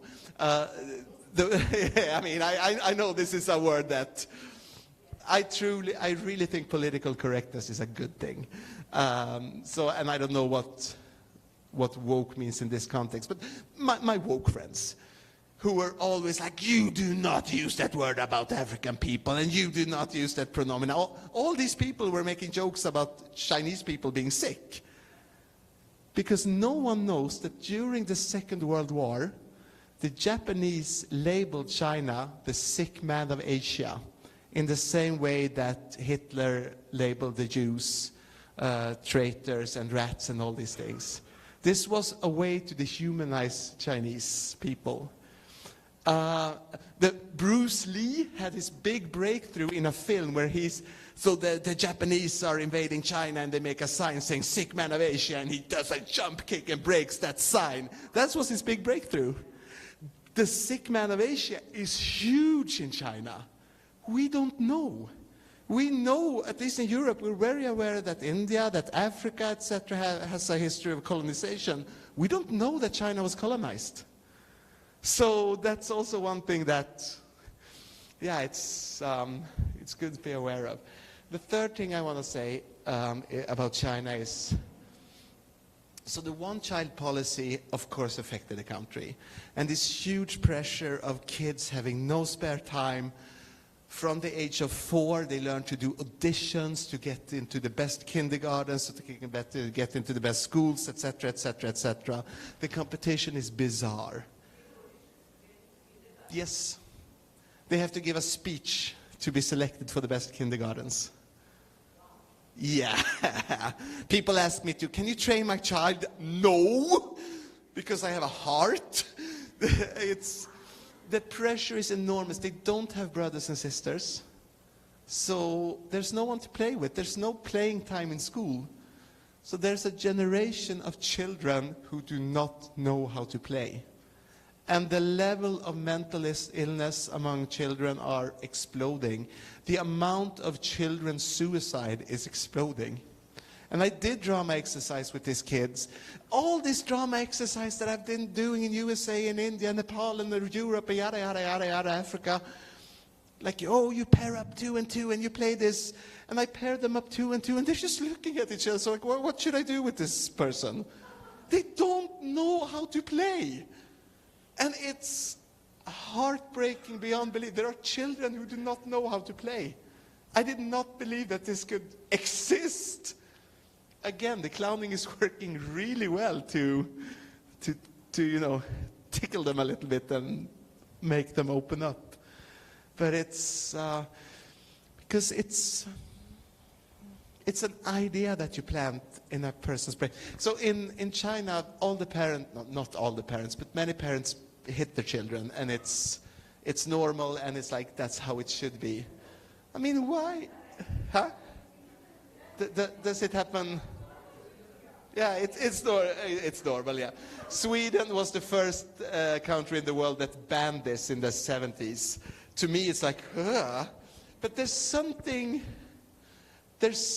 about it in China that's like, you should harden your children. It's not only like a punishment or like, okay, learn this. It's also like, they should be hardened. I mean, and it's this mindset that our country should be ready for a war. It's these tiny little things that you plant in the brains of people that becomes a culture. And it's this idea that don't play, you're wasting your time, be productive. It's super scary, but I really think there's also something hopeful in this. Because if it can change so much, just what thoughts you plant in someone's brain, well, you can also change it for the better. And the strongest way to do it is, let them experience, let them play, let them laugh. No one can take away that memory of you laughing. A few comments on China. I can, and right now we are.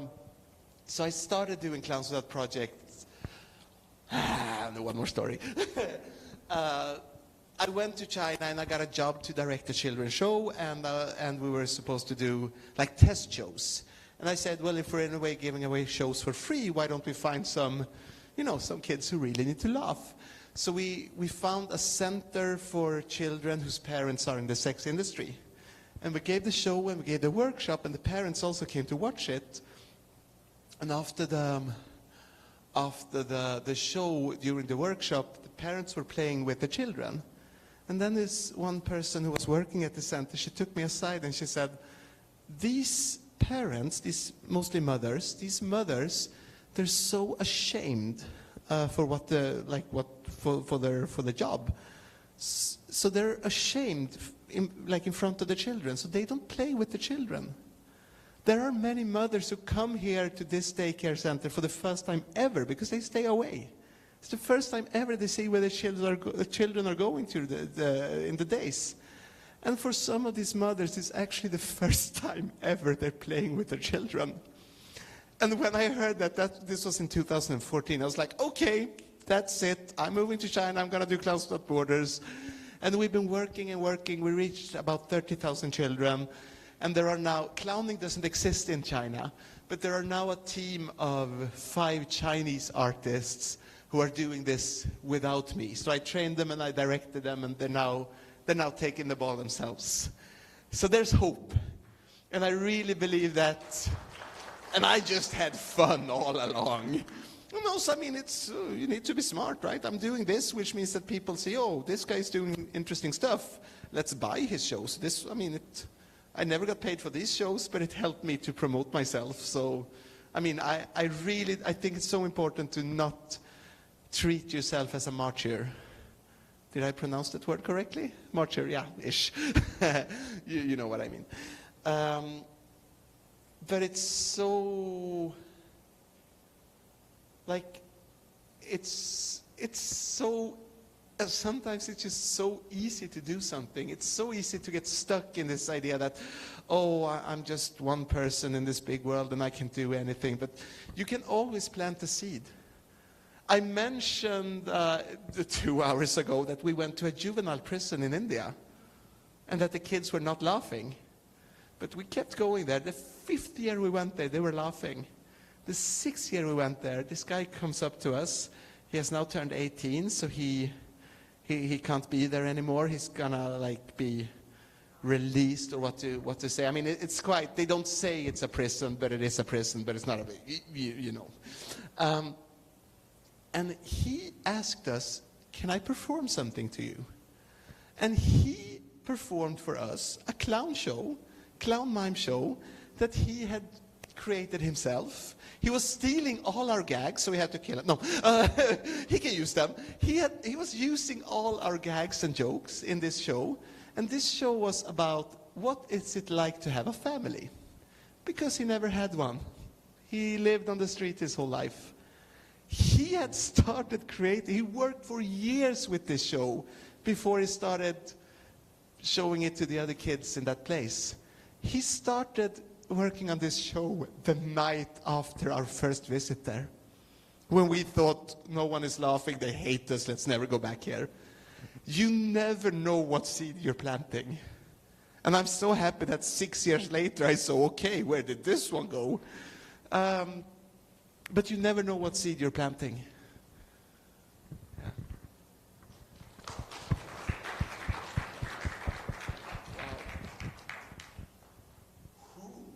I'm exhausted. How are you doing?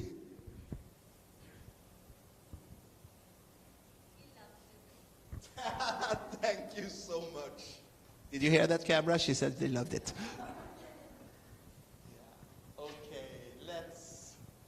Let's call it a day. Thank you, Ahmedabad. I had a few wonderful days here. I hope I can come back next year. I'm looking at you, Preeti.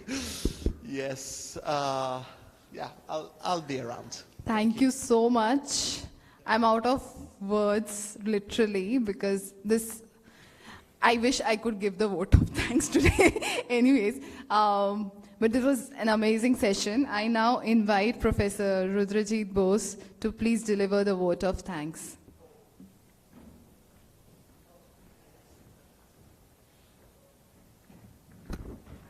One second. Thank you, Bjorn. I hope I got your name right. I would, because I've always been interested in history, and I always thought if I met a Bjorn Dahlman, it would be a Viking swinging a sword. So to meet a Joker was great, and to be able to laugh and make other people laugh, seeing what you feel and feeling what you see, is a fantastic and a great gift. Thank you for sharing it with us. We, in many ways, are a country that does not celebrate mistakes. So that was a good one. Yeah. It was good for all of us to meet the Frog King. You don't need to be turned into a prince. This is going. Thank you for coming. Please come again. It was great meeting you. You're so good with my name here. I know I was in Kerala, everybody just called me John. Which is fine because in China they call me Beyonce. And this is a true story.